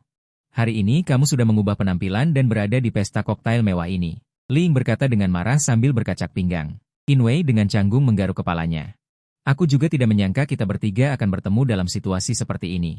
Qin Wei, Zheng Guoguo, dan Li Ying berasal dari kota yang sama. Saat itu, mereka bertemu di tempat ujian yang sama. Mereka bukan dari sekolah yang sama, dan setelah ujian, mereka sepakat untuk minum bersama. Saat itu, Qin Wei dan Zheng Guoguo saling menyukai. Mereka berdua sempat menjalin hubungan cinta monyet. Saat itu, Li Ying selalu mengikuti mereka berdua. Kemudian, saat SMA, mereka semua pergi belajar di kota yang berbeda.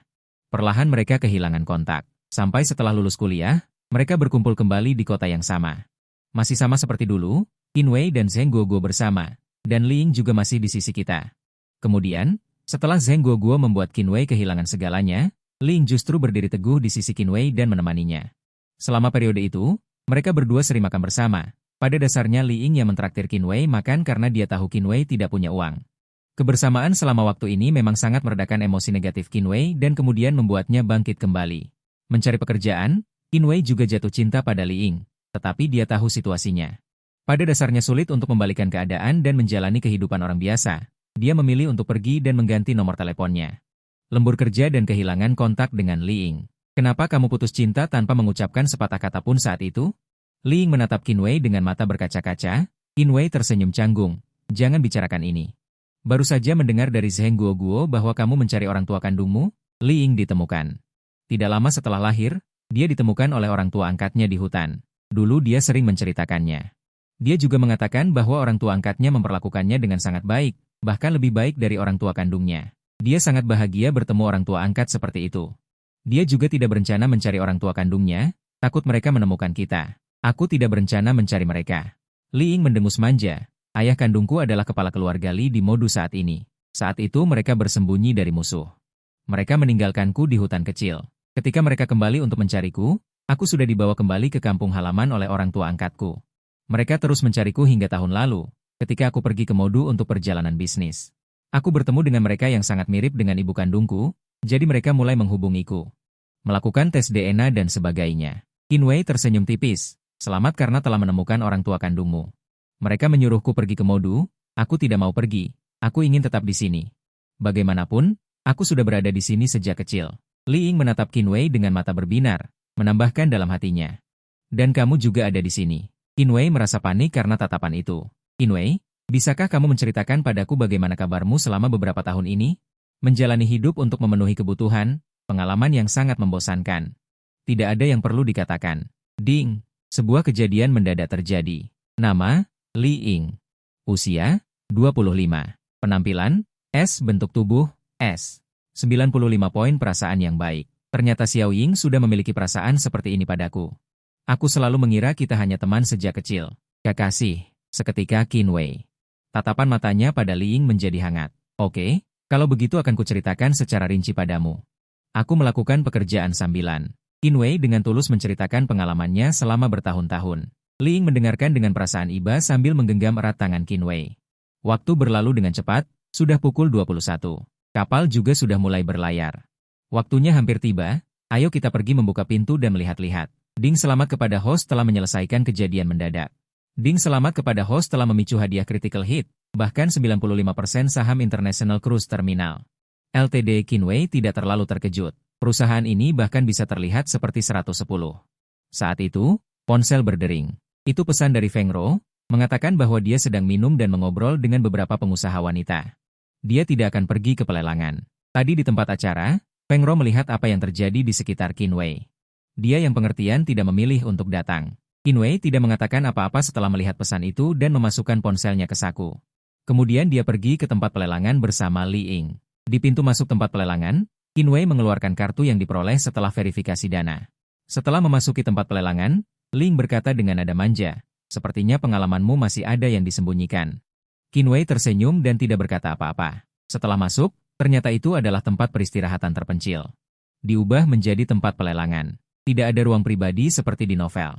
Qin Wei dan Li Ying memilih sebuah tempat duduk yang tidak terlalu depan dan tidak terlalu belakang. Pelelangan akan dimulai. Yang pertama dilelang adalah sebuah lukisan kaligrafi.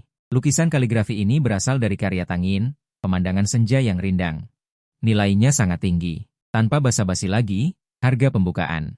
15 juta, 16 juta, 18 juta, 20 juta. Sebelumnya sudah ada kabar bahwa lukisan ini akan dilelang. Tak disangka dilelang di kapal ini.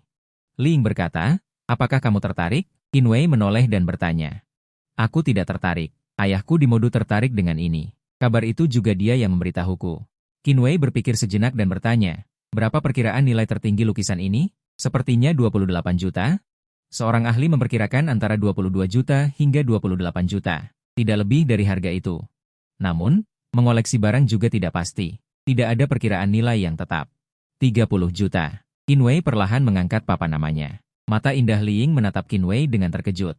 Namun, dia tidak mengatakan apa-apa. Pria ini punya alasannya sendiri dalam melakukan sesuatu. Kalaupun terburuk, bukankah masih ada aku? Pembawa acara dengan semangat mengangkat palu kayu. 30 juta sekali. 30 juta dua kali. 31 juta. Saat itu, seseorang di barisan depan mengangkat papan. Itu Liu Huai. Dia juga menoleh dan menatap Qin Wei dengan provokatif. 50 juta. Qin Wei mengabaikannya lagi. Liu Huai dengan puas berpikir untuk mengangkat papan lagi, tetapi dihentikan oleh Zheng Guoguo di sebelahnya. Zheng Guoguo mengerti Qin Wei. Jika melebihi nilai terlalu banyak, Qin Wei akan berhenti menawar. Saat itu, Liu Huai akan rugi. Kali ini Zheng Guoguo benar-benar salah. Sekarang Qin Wei memiliki lebih dari 10 miliar di kartunya. Sistem dewa kaya. Barang yang diinginkannya tidak lagi melihat nilainya. 50 juta sekali. 50 juta dua kali. 50 juta tiga kali. Terjual. Lukisan musim gugur akhir karya Tang Yin. Didapatkan oleh pembeli nomor 36. Qin Wei, jual lukisan ini padaku. Sesuai dengan harga yang kamu menangkan di lelang. Aku akan berikan pada ayahku. Li Ying secara tidak langsung membantu Qin Wei membayar lukisan ini. Tidak perlu dijual. Ini memang untukmu. Untuk calon ayah mertua. Mengapa membicarakan jual beli? Qin Wei berkata sambil tersenyum. Wajah Li Ying memerah. Siapa calon ayah mertuamu? Menyebalkan. Lalu dia berpikir. Mengapa Qin Wei tiba-tiba sadar? Mungkinkah dia tahu bahwa aku sudah lama menyukainya? Sekarang lelang barang kedua. Gigi palsu emas khusus untuk keluarga kerajaan dinasti Han. Harga awal 50 juta. 56 juta. 58 juta. 60 juta. Qin Wei melihat Liu Huai mengangkat papan. Setelah berpikir sejenak, dia mengangkat papan. 70 juta. Liu Huai dengan cemas melirik Qin Wei. Dia mendapat kabar bahwa benda ini mungkin adalah gigi palsu emas warisan keluarga. Keluarganya menyuruhnya untuk mendapatkannya. 1. Qin Wei mengangkat papan dan berteriak. 110 juta. Liu Huai panik. Zheng Guoguo menggelengkan kepalanya tanpa terlihat. Mentalitasnya masih buruk. Dia menunjukkan emosi ingin mendapatkannya dengan mendesak. Dia terkena rencana Qin Wei. 110 juta sekali. 110 juta dua kali. 110 juta tiga kali. Terjual. Liu Huai memelototi Qin Wei dengan tajam. Seharusnya bisa didapatkan dengan 60 juta. Sekarang menghabiskan lebih dari 100 juta hanya karena Qin Wei ini. Selanjutnya yang akan dilelang adalah sebotol anggur. Lai Mao tahun 1935, harga awal 5 juta, 6 juta, 6,5 juta. Qinwei tertegun sejenak, apakah ini sangat berharga? Apakah ada setumpuk kotak batu di rumah? 7 juta. Li Ying juga ikut menawar. Apakah kamu juga menginginkan botol anggur ini?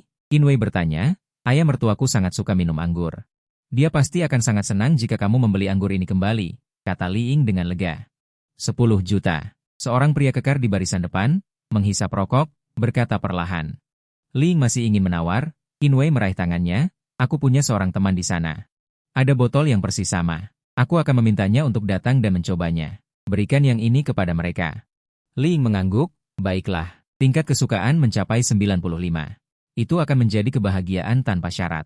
Selanjutnya adalah lelang beberapa koleksi. Qinwei melihat-lihat. Tidak ada yang aku inginkan, jadi aku menunduk dan mengobrol dengan Li Ying. Ini adalah harta karun utama dari lelang ini. Staf berjalan keluar dari balik layar, memegang kotak kecil yang indah dengan kedua tangan. Awalnya sedang berkonsentrasi. Generasi kedua orang kaya yang berdebat jari dengan Qinwei langsung duduk tegak. Untuk elisir. Elisir yang diproduksi oleh seorang master, dapat menghilangkan semua penyakit, pembawa acara bersemangat dan berapi-api. Bagi orang biasa, dapat dikatakan langka di dunia. Saya pikir kalian semua yang hadir mungkin hanya pernah mendengar tentang itu, belum pernah melihatnya sekalipun. Nilainya tak terbayangkan. Harga awal 5 miliar, 6 miliar. Apakah pil semacam ini benar-benar ada di dunia ini? Mengapa dunia ini terasa menjadi misterius? Qinwei berpikir dengan kaget. 10 miliarku tidak cukup untuk menawar. Mari kita tonton saja keseruannya. Li Ying di sampingnya tampak bersemangat. Apakah kamu juga menginginkan pil itu? Qinwei bertanya. Kesehatan ibu angkatku kurang baik dalam beberapa tahun terakhir. Saya selalu memperhatikan hal-hal tentang kesehatan. Namun, pil ini terlalu fantastis. Saya belum memiliki kekuatan untuk mendapatkannya. Jika itu ayah dari motorku. Dia memiliki kekuatan untuk mendapatkannya, kata Li Ying dengan menyesal. Harga pabrikan sudah naik menjadi 20 miliar. Obat ajaib yang dapat menghilangkan semua rasa sakit pada dasarnya dapat dikatakan tidak memiliki batasan. Tidak apa-apa. Mari kita bawa ibumu untuk melakukan pemeriksaan di rumah sakit dan menyesuaikan tubuhnya. Meskipun Qinwei memiliki sistem, dia tidak berani menjamin bisa mendapatkan obat mujarab seperti ini. Hanya bisa menghibur. Setelah Li Ying bersuara, dia bersandar di bahu Qinwei. Akhirnya obat ini dilelang seharga 38 miliar. Sebelumnya dikatakan sebagai acara amal, jumlah yang dilelang akan digunakan sepenuhnya untuk amal. Jika jumlahnya besar, mungkin tidak ada urusan amal lagi, tetapi ini bukan urusan Qinwei. Dia hanya datang untuk ikut bersenang-senang. Xiao Ying, apakah kamu tahu tentang seorang master ini? Qinwei bertanya, pernah mendengar dari kakek saya. Lagi pula identitas saya sebelumnya sebagai rakyat jelata. Dan tidak bisa berhubungan dengan rahasia tingkat tinggi seperti itu, master ini tinggal di Gunung Kunlun, konon keterampilan medisnya ajaib. Dan membantu orang berobat tergantung pada suasana hatinya. Jika tidak, berikan uang sebanyak apapun. Dia tidak akan membantu Anda menyembuhkan penyakit, Li ingin berkata dengan nada melompat, lalu mengapa di tempat ini? Seseorang akan mengeluarkan pil untuk dilelang? Qinwei berkata dengan bingung, seharusnya di kapal ini. Seseorang pernah berinteraksi dengan seorang master, mendapatkannya, sudahlah. Ayo kita bayar dan ambil kembali obatnya, oke. Qinwei mengangguk, keduanya berjalan ke ruang transaksi, di dalamnya ada seorang kenalan. Li ingin melompat mendekat, menarik Guan Yu dan bertanya, urusan kecil apa? Selalu ada yang harus melakukannya. Guan Yu tersenyum, apakah kamu juga melelang sesuatu? Apa? Biar ku bantu urus dulu, itu lukisan Tangin. Qinwei yang melelangnya, Guan Yu berkata dengan ekspresi terkejut, orang bodoh besar yang menghabiskan 50 juta untuk melelangnya. Ternyata itu kamu, Guan, jika kamu mengatakan itu, aku tidak suka mendengarnya. Li ingin cemberut dan berkata, oke, bukan orang bodoh besar. Guan Yu buru-buru memohon ampun, lalu menatap Qinwei sambil berpikir, awalnya mengira dia adalah orang kaya biasa. Tanpa diduga dia adalah teman putri keluarga Li. Melihat tanda-tandanya, Xiao Ying sepertinya sangat menyukainya.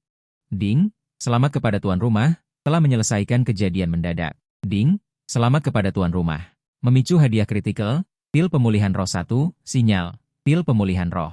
Obat mujarab seharga 38 miliar, sistem benar-benar hebat, sistem. Apakah pil pemulihan roh ini sama dengan yang dilelang? Ding, produk sistem, pasti berkualitas tinggi. Harap perhatikan kata-kata Anda, tuan rumah. Jangan gunakan sampah semacam itu untuk menentang. Dengan ekspresi angkuh seperti ini, Qinwei diam-diam mengacungkan jempol pada sistem. Nona Guan, apakah Anda ingat perjanjian kita? Qinwei menatap Guan Yu dan berkata, perjanjian apa? Qinwei menatap Guan Yu dan berkata, perjanjian apa? Li Ying menatap Qin Wei dan Guan Yu dengan bingung. Tuan Qin ini mengatakan ingin mengganti kamar yang lebih besar, jadi saya biarkan dia mendapatkannya terlebih dahulu. Kualifikasi untuk memasuki pelelangan baru bisa berbicara tentang mengganti kamar, kata Guan Yu tanpa daya. Tuan Qin, maafkan saya, kamar memang sudah penuh dan tidak ada cara untuk menggantinya. Saya juga meminta maaf atas perilaku saya sebelumnya. Bagaimana kalau Qin Wei sekamar dengan saya? Kamar saya kamar besar. Ada 2 kamar tidur, Ling tiba-tiba berkata. Mata Qin Wei berbinar dan berpura-pura berkata. Itu tidak terlalu bagus. Dalam hati diam-diam gembira. Kalau begitu, biarkan temanmu pergi ke kamarku saja. Kamu sendiri tinggal di kamarmu. Qin Wei memberitahu Ling tentang keberadaan Feng Ro dan beberapa pengalamannya. Bahkan hal tentang bertemu pria bajingan barusan juga diceritakan, jadi Ling tahu keberadaan Feng Ro, tidak perlu. Menurutku kita sudah lama tidak bertemu, dan aku sangat membutuhkan waktu semalam untuk bernostalgia, kata Qin Wei dengan nada benar. Wajah Ling memerah dan menjawab dengan renyah. Kemudian Qin Wei mengirim pesan kepada Feng Ro. Feng Ro yang menerima pesan itu diam-diam menghela nafas dan menjawab, Oke, Qin Wei, ayo kita lihat kasino. Ada kasino di kapal, kata Ling dengan nada ceria. Bukankah kita akan pergi ke Makau? Bukankah lebih baik bermain di Makau? Qin Wei bertanya dengan bingung. Kita baru akan tiba di Makau besok pagi. Lalu singgah selama 1 hari dan kembali ke kota lusa pagi, kata Guan Yu di sampingnya. Begitu ya? Kalau begitu memang harus pergi melihat kasino. Ayo pergi. Qin Wei menarik Ling dan hendak pergi. Ling menoleh dan berkata kepada Guan Yu, Guan. Pergi bersama? Aku tidak akan pergi. Aku ada urusan lain yang harus diselesaikan. Semoga kamu bersenang-senang, kata Guan Yu sambil tersenyum. Qin Wei dan Li Ying mencari pelayan untuk dilayani. Kemudian, sebuah lobi mewah dan megah terpampang di mata Qin Wei dan Li Ying.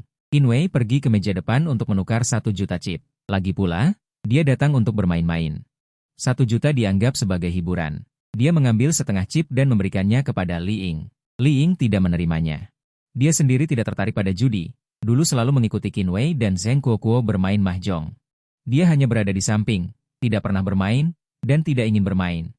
Tetap seperti dulu, aku hanya menontonmu bermain, ya? Li Ying menolak tawaran tersebut. Qin Wei memahaminya, lalu mengangguk dan berjalan menuju meja judi. Setelah mendekat, Zheng Kuo dan Liu Huai juga berada di meja itu. Qin Wei mencari tempat duduk. Berencana untuk menonton 2 putaran terlebih dahulu untuk melihat bagaimana cara bermainnya, Liu Huai berkata dengan nada menghina, jangan menempati tempat jika tidak bermain. Apakah kamu tidak punya uang? Perlu aku pinjami? Qin Wei mengabaikannya. Dia mengeluarkan chip dan meletakkannya di atas meja, lalu bertanya kepada dealer, permainan apa ini? Nona dealer menjelaskan dengan senyum lebar, ini adalah permainan 21 poin, dimulai dengan 2 kartu. Dibandingkan dengan bandar, siapa yang paling mendekati 21 poin, dia yang menang. Jika melebihi, maka kalah. Baiklah, kalau begitu aku beli chip. 10.000, cih, berteriak begitu keras untuk 10.000. Kupikir sebaiknya kau jangan berjudi, simpan saja uangmu untuk membeli permen lollipop, kata Liu Huai dengan nada meremehkan. Mendengar ejekan Liu Huai, Li Ying langsung ingin marah. Qin Wei menariknya. Dia berkata kepada Liu Huai tanpa ekspresi, dari kejauhan sudah tercium bau bangkai tikus. Ternyata itu kau yang berbicara. Aku tahu ada rumah sakit gigi yang cukup bagus, milik temanku. Apakah kau ingin aku merekomendasikannya untuk mengobati bau mulutmu? Setelah kata-kata itu selesai, Liu Huai ingin marah. Qin Wei tersenyum tipis dan berkata tanpa emosi. Kenapa? Apakah ada masalah tersembunyi lain yang ingin kau tunjukkan padaku? Bukan tidak mungkin, tetapi harus menunggu aku selesai berjudi dan punya waktu. PFFT. Li Ying tertawa di samping. Orang lain di meja judi juga sedikit menahan tawa. Liu Huai langsung melompat berdiri. Zheng Kuo buru-buru menarik lengan baju Liu Huai, menyuruhnya untuk tenang. Wajah Liu Huai memerah di samping, tampaknya sangat marah. Permainan judi berlanjut. Kartu mulai dibagikan. Qin Wei mendapat 2 kartu. 1 adalah K. Satunya adalah 2. Kartu seperti ini sebenarnya sangat berbahaya.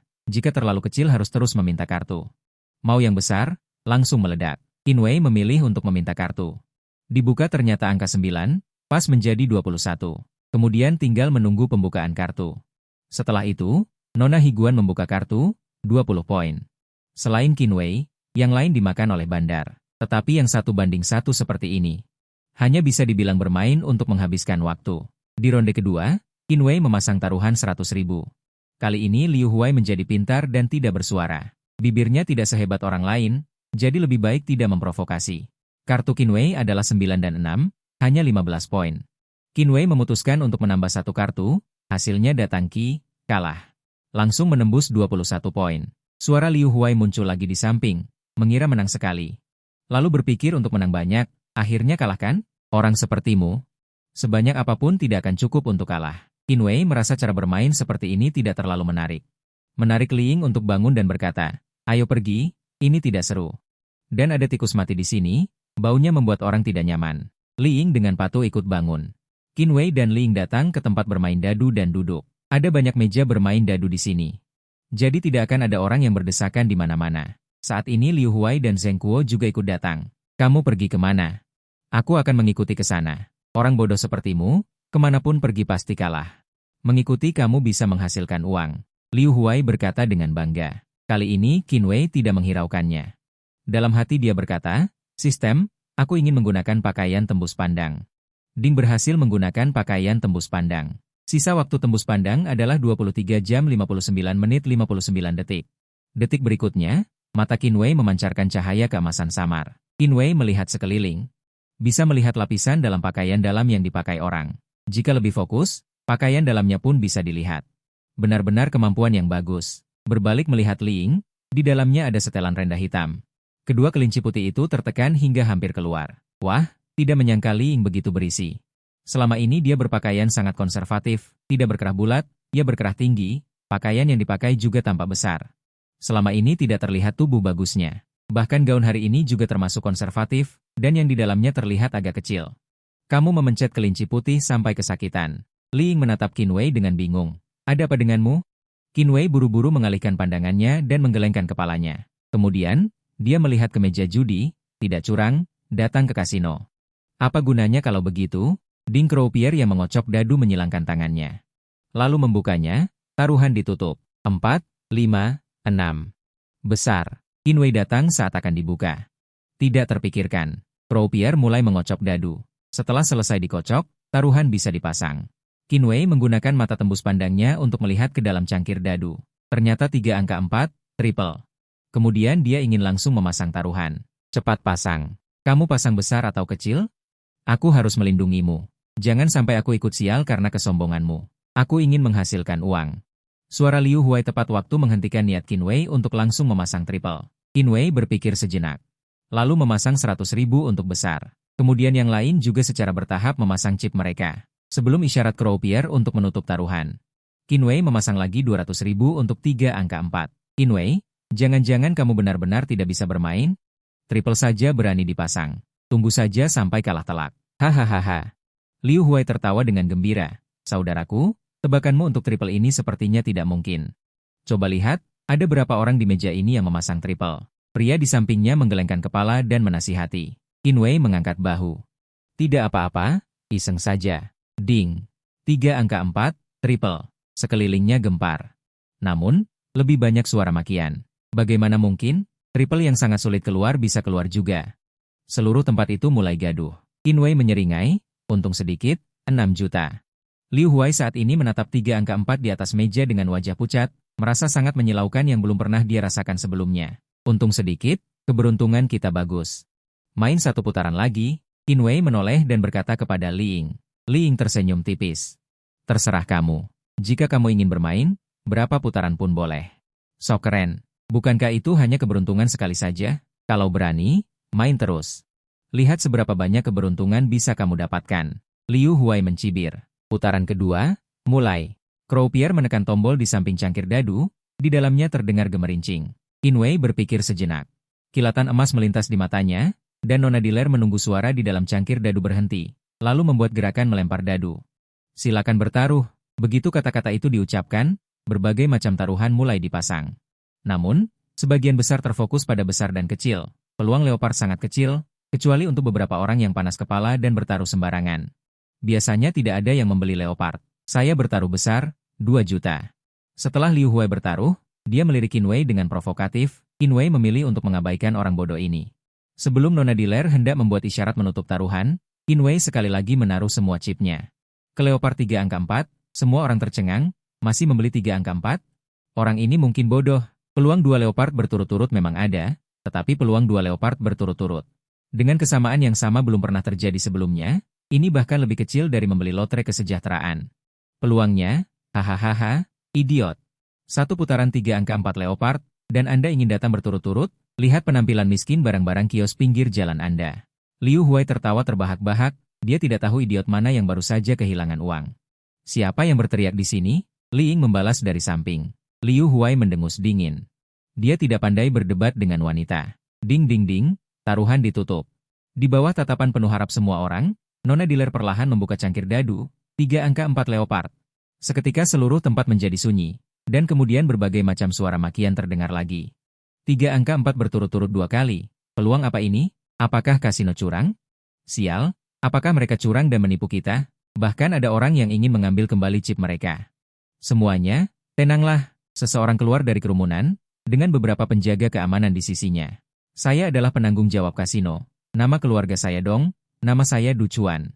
Kasino ini didirikan oleh perusahaan MGM kami, dan tidak mungkin ada kecurangan.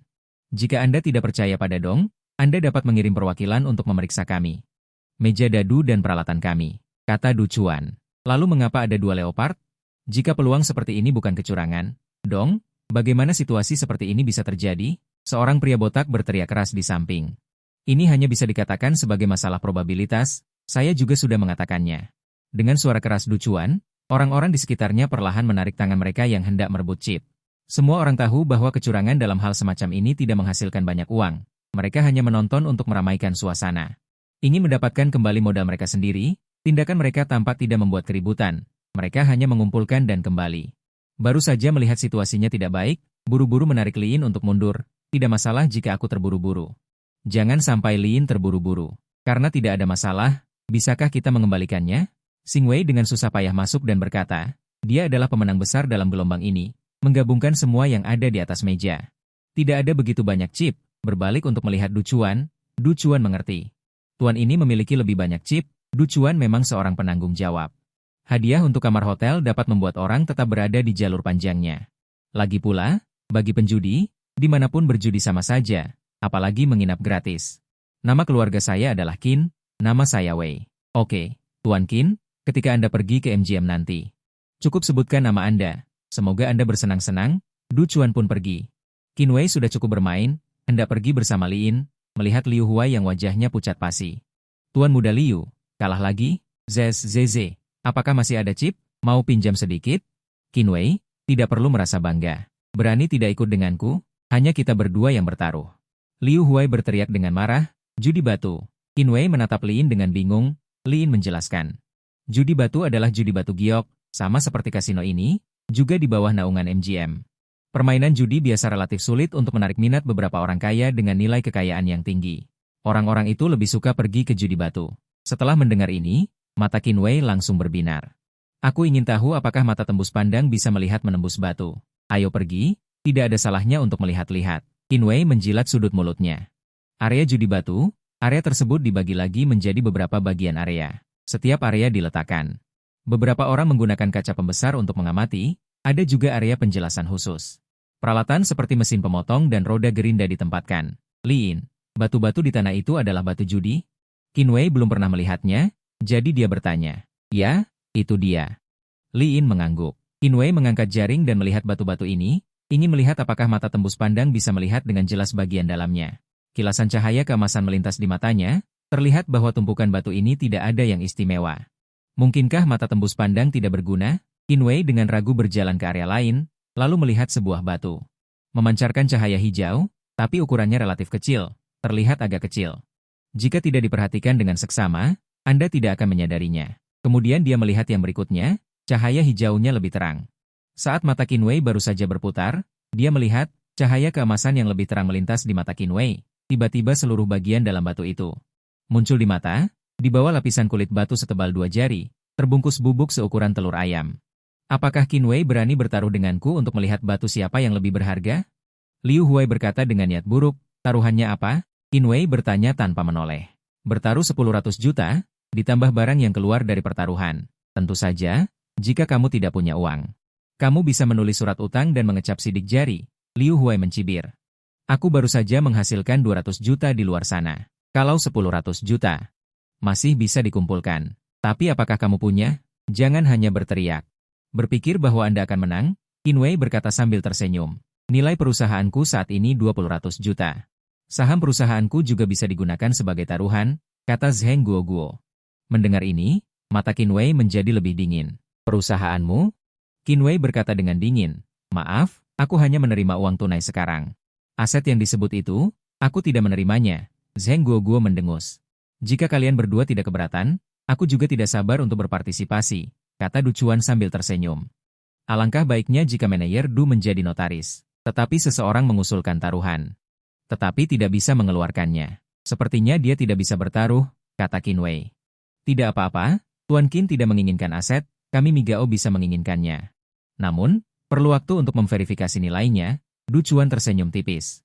Liu Huai mengangguk ke arah Zheng Guoguo.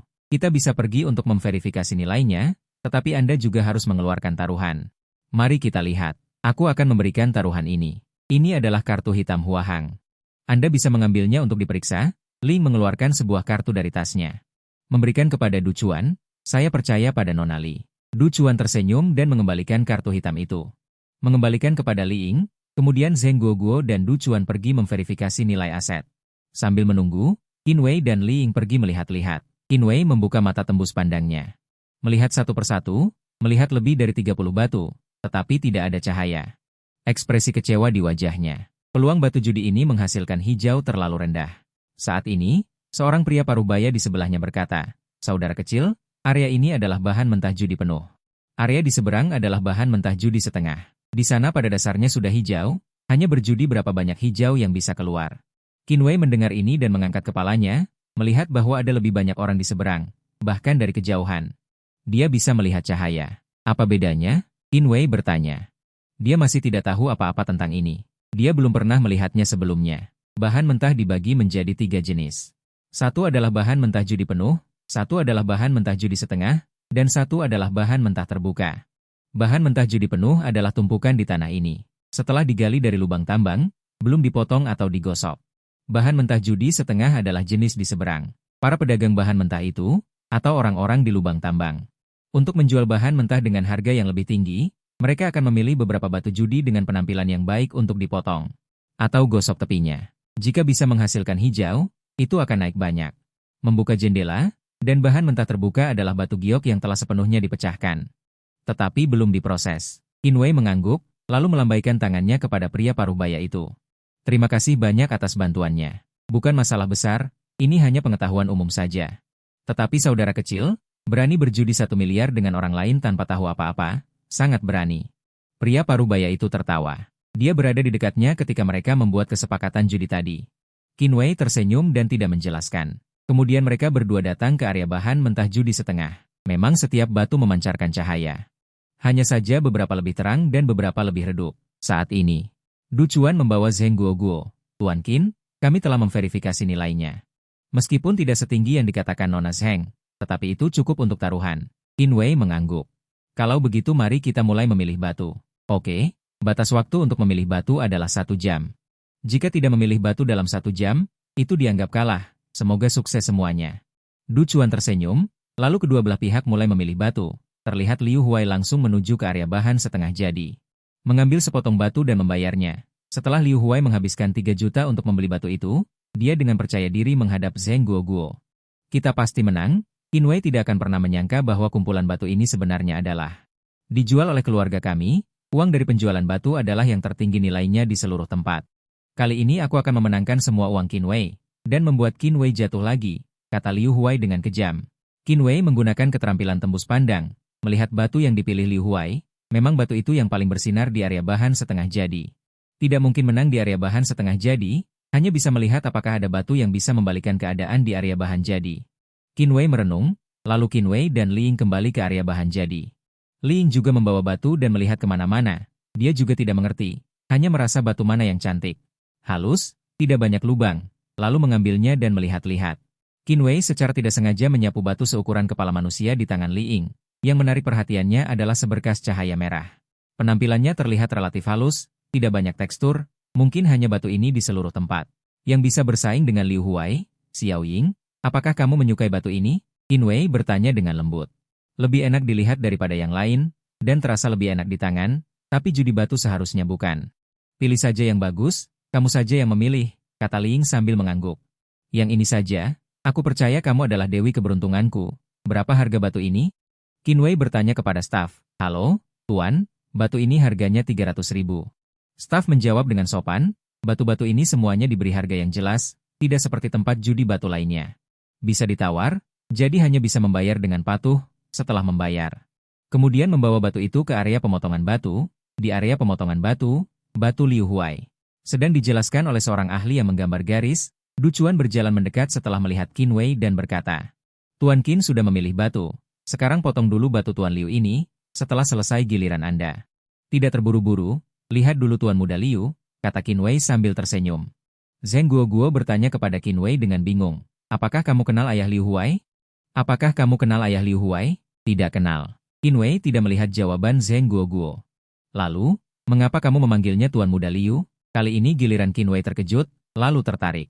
Melihat bagian bawah tubuh Liu Huai, lalu menoleh melihat Zheng Guoguo dan berkata dengan gembira. Dia terlihat lebih muda. Guci dan Li Ying tertawa di samping. Mana ada orang terlihat lebih muda, adanya terlihat lebih muda atau lebih tua.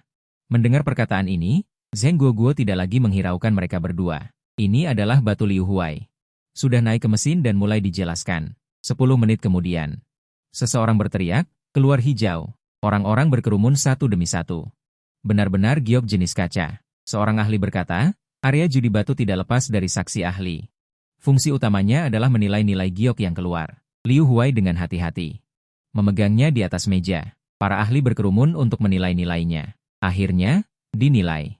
Harganya 40 juta. Liu Huai dengan bangga menatap Qin Wei dan berkata, jika kamu mengaku kalah sekarang, aku akan memberimu 2.000 yuan untuk naik mobil. Cukup untuk makan 2 bulan. Nasi kaki babi, kan? Hahaha, Tuan Qin. Giliran Anda menjelaskan. Mengapa tidak menjelaskan? Takut mempermalukan diri sendiri? Liu Huai mencibir di samping. Aku akan menggunakan mesin gosok batu untuk yang ini, kata Qin Wei. Belum apa-apa sudah mulai digosok, staf penggosok batu tertegun. Apakah menunda waktu sekarang ada gunanya? Liu Huai berkata dengan tidak sabar. Staf melihat ke Du Chuan. Du Chuan mengangguk. Sesuai keinginan Tuan Zhao Qin, ayo. Staf memposisikan batu dengan benar. Lalu mulai menggosok batu. Seiring dengan gemuruh roda gigi, perlahan-lahan merembes warna merah. Merah, mungkinkah giok darah? Seorang ahli berteriak dengan bersemangat. Setelah digosok merah, mulai digosok ke tempat lain yang tidak merah. Setelah setengah jam, batu merah ini akhirnya menunjukkan wujud aslinya. Di bawah cahaya, berkilauan merah menyala. Kemudian batu itu dibawa ke atas panggung penilaian. Untuk dinilai jenis dan nilainya oleh para ahli. Dipastikan adalah giok darah. Itu adalah jenis hujan darah yang ekstrim, kata seorang ahli forensik, meskipun ukurannya tidak terlalu besar.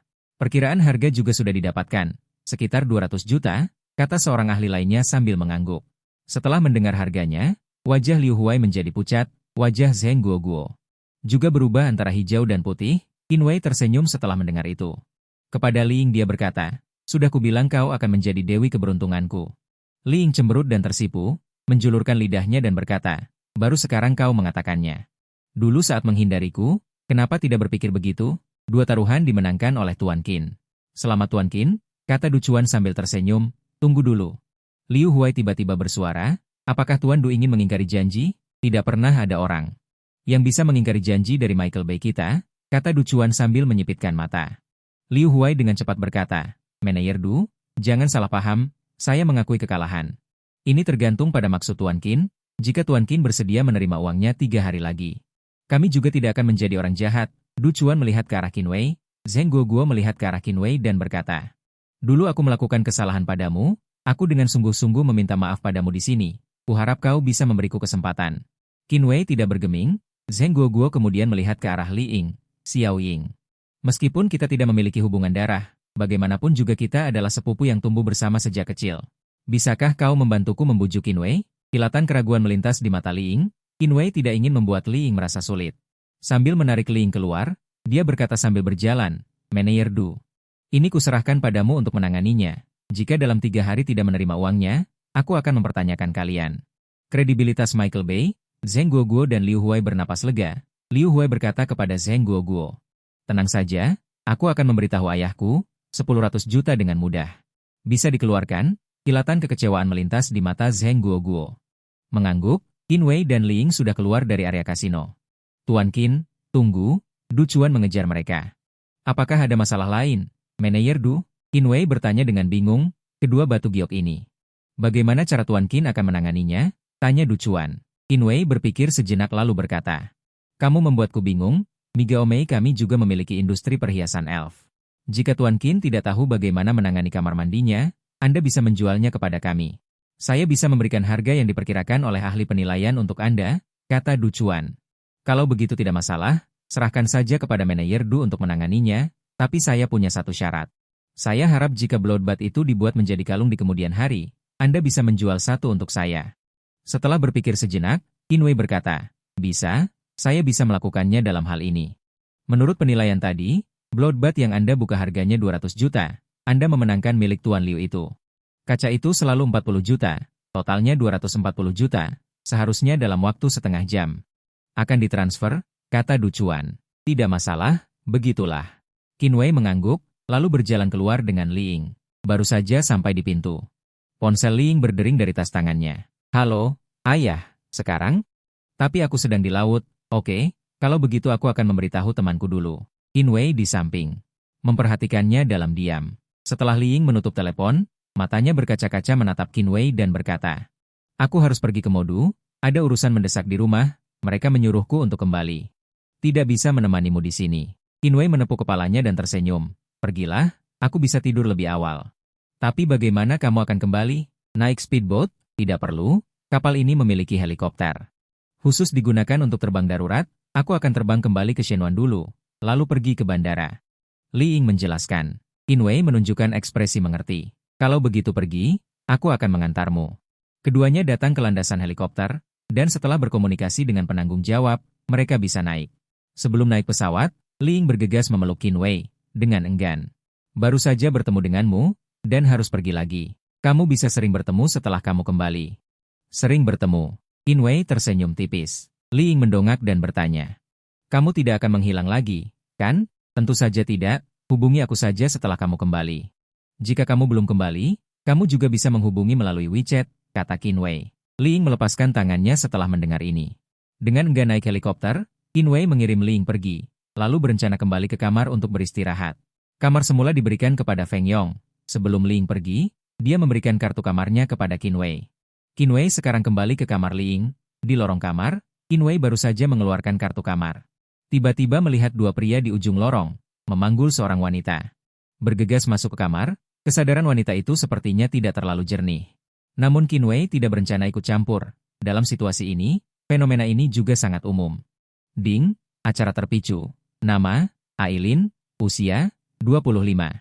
Perdagangan luar negeri, tinggi dan bentuk tubuh S, pesona A. Apakah akan menyelamatkan? Ya. Kesukaan 60, penilaian komprehensif, A. Ding, isi tugas, selamatkan Aileen.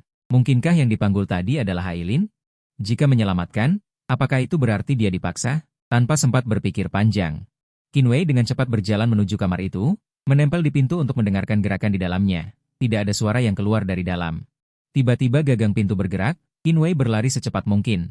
Setelah berlari agak jauh, dia memperlambat langkahnya lagi, kedua pria itu keluar dari kamar, mengunci pintu. Lalu berjalan ke arah lain. Saat ini Qinwei menepuk dahinya, kenapa dia lupa punya mata tembus pandang? Pikiran Qinwei bergerak, menggunakan mata tembus pandang untuk melihat ke dalam kamar, hanya terlihat kamar yang masih rapi dan bersih. Hanya ada sosok ramping berbaring di tempat tidur, alisnya sedikit berkerut, matanya tertutup rapat, tertidur. Kedua tangannya diikat ke belakang, mulutnya juga diikat dengan syal di belakang kepala, untuk mencegahnya berteriak saat bangun. Melihat ke bawah, kaki panjang yang putih bersih, pergelangan kakinya juga diikat dengan erat. Qinwei mulai mengamati kamar, mencari tahu dari mana dia bisa masuk, pintu balkon tidak tertutup. Dia bisa masuk dari sana, kamar di atas kapal pesiar semuanya kamar dengan pemandangan laut. Menghadap langsung ke laut, tidak sulit untuk memanjat masuk. Qinwei melihat lagi. Situasi di kamar-kamar sebelah, menemukan bahwa tidak ada orang, tetapi juga tidak ada cara untuk masuk. Dia hanya bisa memanjat keluar dari jendela lorong, lalu melompat ke balkon. Setelah berpikir, dia langsung bertindak.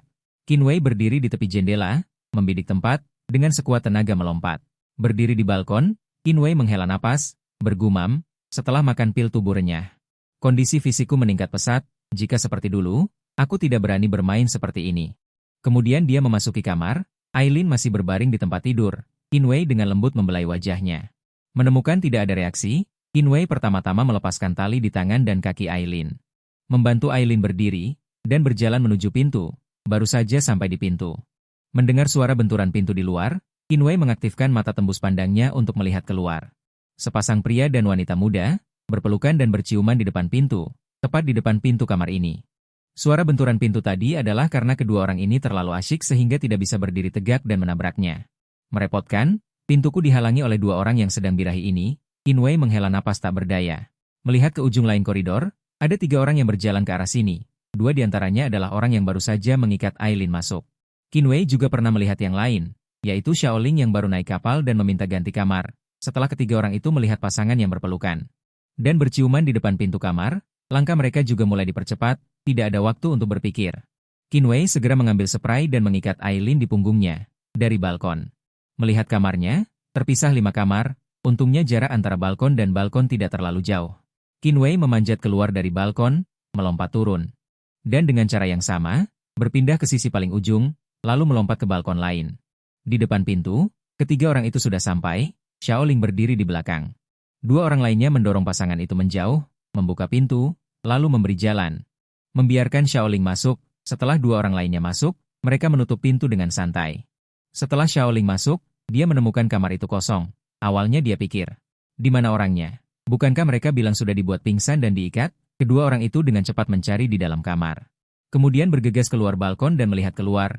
Ini adalah saat Qinwei baru saja menggendong Aileen. Melompat ke dalam kamar yang diberikan Lin padanya, jika lebih lambat 2 detik saja, mereka pasti sudah terlihat. Setelah kedua orang itu tidak menemukan orang, mereka berjalan kembali ke sisi Xiaoling dengan sedikit pengecut. Xiaoling, kami yakin orang itu pingsan, tidak tahu bagaimana bisa seperti ini. Di mana orang itu? Cepat cari dia, Ling Xiao berkata dengan nada keras. Setelah membaringkan Aileen di tempat tidur, Qinwei terus menepuk wajahnya, tetapi dia masih tidak menunjukkan tanda-tanda akan bangun. Tidak masalah, yang penting dia sudah keluar. Qinwei hanya peduli menyelesaikan tugasnya. Ngomong-ngomong soal tugas, kenapa belum ada notifikasi tugas selesai? Apakah karena Aileen belum bangun? Ding selamat kepada host, telah menyelesaikan kejadian tak terduga. Ding selamat kepada host. Memicu hadiah kritikal, serum prajurit super, sinyal 1. Qinwei langsung bersemangat setelah mendengar suara dari sistem. Serum prajurit super, seperti Captain America? Qinwei bertanya dengan ragu. Ding serum prajurit super ini terinspirasi dari Captain America di dunia host. Diproduksi oleh sistem untuk memaksimalkan fungsi tubuh manusia. Ding. Mengingat masalah keamanan host, hadiah dari sistem akan ditingkatkan secara bertahap sesuai dengan kekuatan host. Memastikan host dapat menjamin keselamatannya sendiri sambil menjadi orang kaya raya yang bebas dan bahagia. Sistem ini benar-benar hebat. Aku harus mencari tempat untuk mencoba serum prajurit super ini. Qinwei menoleh dan melihat Aileen yang masih pingsan, lalu berbalik dan keluar dari kamar. Toh, tugasnya sudah selesai. Dia seharusnya aman di kamar ini. Entah berapa lama aku harus menjelaskan padanya saat dia bangun dan melihatku. Qinwei berpikir sambil membuka pintu dan keluar. Karena tidak tahu harus kemana, Qinwei akhirnya pergi ke dek. Dia menghela napas sambil merasakan angin laut. Tidak ada tempat untuk tidur lagi. Sepertinya aku harus mencari Guan Yu dan melihat apakah masih ada kamar kosong. Qinwei berjalan menuju kantor sementara Guan Yu di kapal. Guan Yu mengundang 2 orang setelah acara lelang tadi, jadi Qinwei tahu lokasinya. Qinwei berjalan ke pintu kantor Guan Yu dan baru saja akan mengetuk pintu ketika dia mendengar pertengkaran dari dalam. Pil pemulih roh yang diberikan guru padamu, kenapa kau jual di lelang? Kalau kau butuh uang, kau bisa bilang padaku. Seorang wanita memarahi di dalam. Kakak senior, lelang amal kali ini. Memang aku yang mengusulkan dan memimpin. Satu-satunya hal yang bisa aku berikan hanyalah pil pemulih roh itu. Selain itu, anak-anak di daerah pegunungan benar-benar terlalu menderita. Aku juga ingin melakukan sesuatu untuk mereka. Guan Yu berkata tak berdaya, kau terlalu baik. Terlalu banyak orang menyedihkan di dunia ini. Bagaimana kamu bisa menyelamatkan mereka semua? Lagi pula, bukankah kamu selalu tidak mau menggunakan nama guru untuk bertualang? Selain itu, seluruh lelang menjadi tanggung jawab saya. Tidak ada yang tahu siapa yang mengeluarkan pil pemulih roh. Adapun orang-orang menyedihkan itu, bantulah jika melihatnya. Bantu sebanyak yang kamu bisa. Guan Yu berkata tanpa daya, meskipun begitu. Namun, bahkan jika ketahuan, tidak apa-apa. Murid kesayangan guru, itu tidak memalukan. Wanita itu mendengus beberapa kali. Oke, kakak senior, aku tahu batasanku. Jika orang tahu bahwa aku adalah murid kesayangan guru, apakah aku tidak bisa berteman dengan tulus? Ngomong-ngomong, kakak senior datang ke kapal untuk mencariku. Ada apa? Begitu terburu-buru? Guan Yu berkedip dan merajuk, guru menyuruhku mencarimu. Ulang tahun guru bulan depan, kamu sudah lama tidak kembali. Guru menyuruhmu untuk kembali memimpin acara. Wanita itu berkata, baik, kalau begitu aku akan menyelesaikan urusan di sini, lalu aku akan kembali. Guan Yu menjawab, siapa? Wanita itu membentak dengan nada tinggi, lalu menghindar dengan cepat. Dia datang ke pintu, membuka pintu, mencengkeram leher orang di luar pintu, dan melemparkannya ke dalam. Qin Wei hanya mendengar kata siapa, matanya berkunang-kunang. Sudah dilempar ke tanah. Kecepatan yang sangat cepat, kekuatan yang sangat mengejutkan. Qin Wei berpikir dengan kaget, Tuan Qin, kenapa kamu ada di sini? Bukankah kamu pergi ke kapal judi dengan Xiao Ying? Guan Yu melihat orang di tanah. Astaga, apa yang terjadi? Bagaimana aku bisa berkedip? Guan Yu berkata dengan ekspresi canggung. Maaf. Kakakku bekerja sebagai pengawal, dia agak punya penyakit profesional. Qin Wei melambaikan tangannya dan berkata, aku datang untuk bertanya apakah kamu masih punya kamar. Aku baru saja mau mengetuk pintu, lalu dilempar masuk oleh wanita ini. Setelah selesai berbicara, Qin Wei mengamati wanita yang melemparnya, mengenakan pakaian olahraga ketat. Kedua kelinci putih besar itu berdiri tegak, wajahnya memang memiliki wajah awet muda. Wajah awet muda GX. Qin Wei menghela napas dalam hati, ini adalah kakakku, namanya Liu Mei.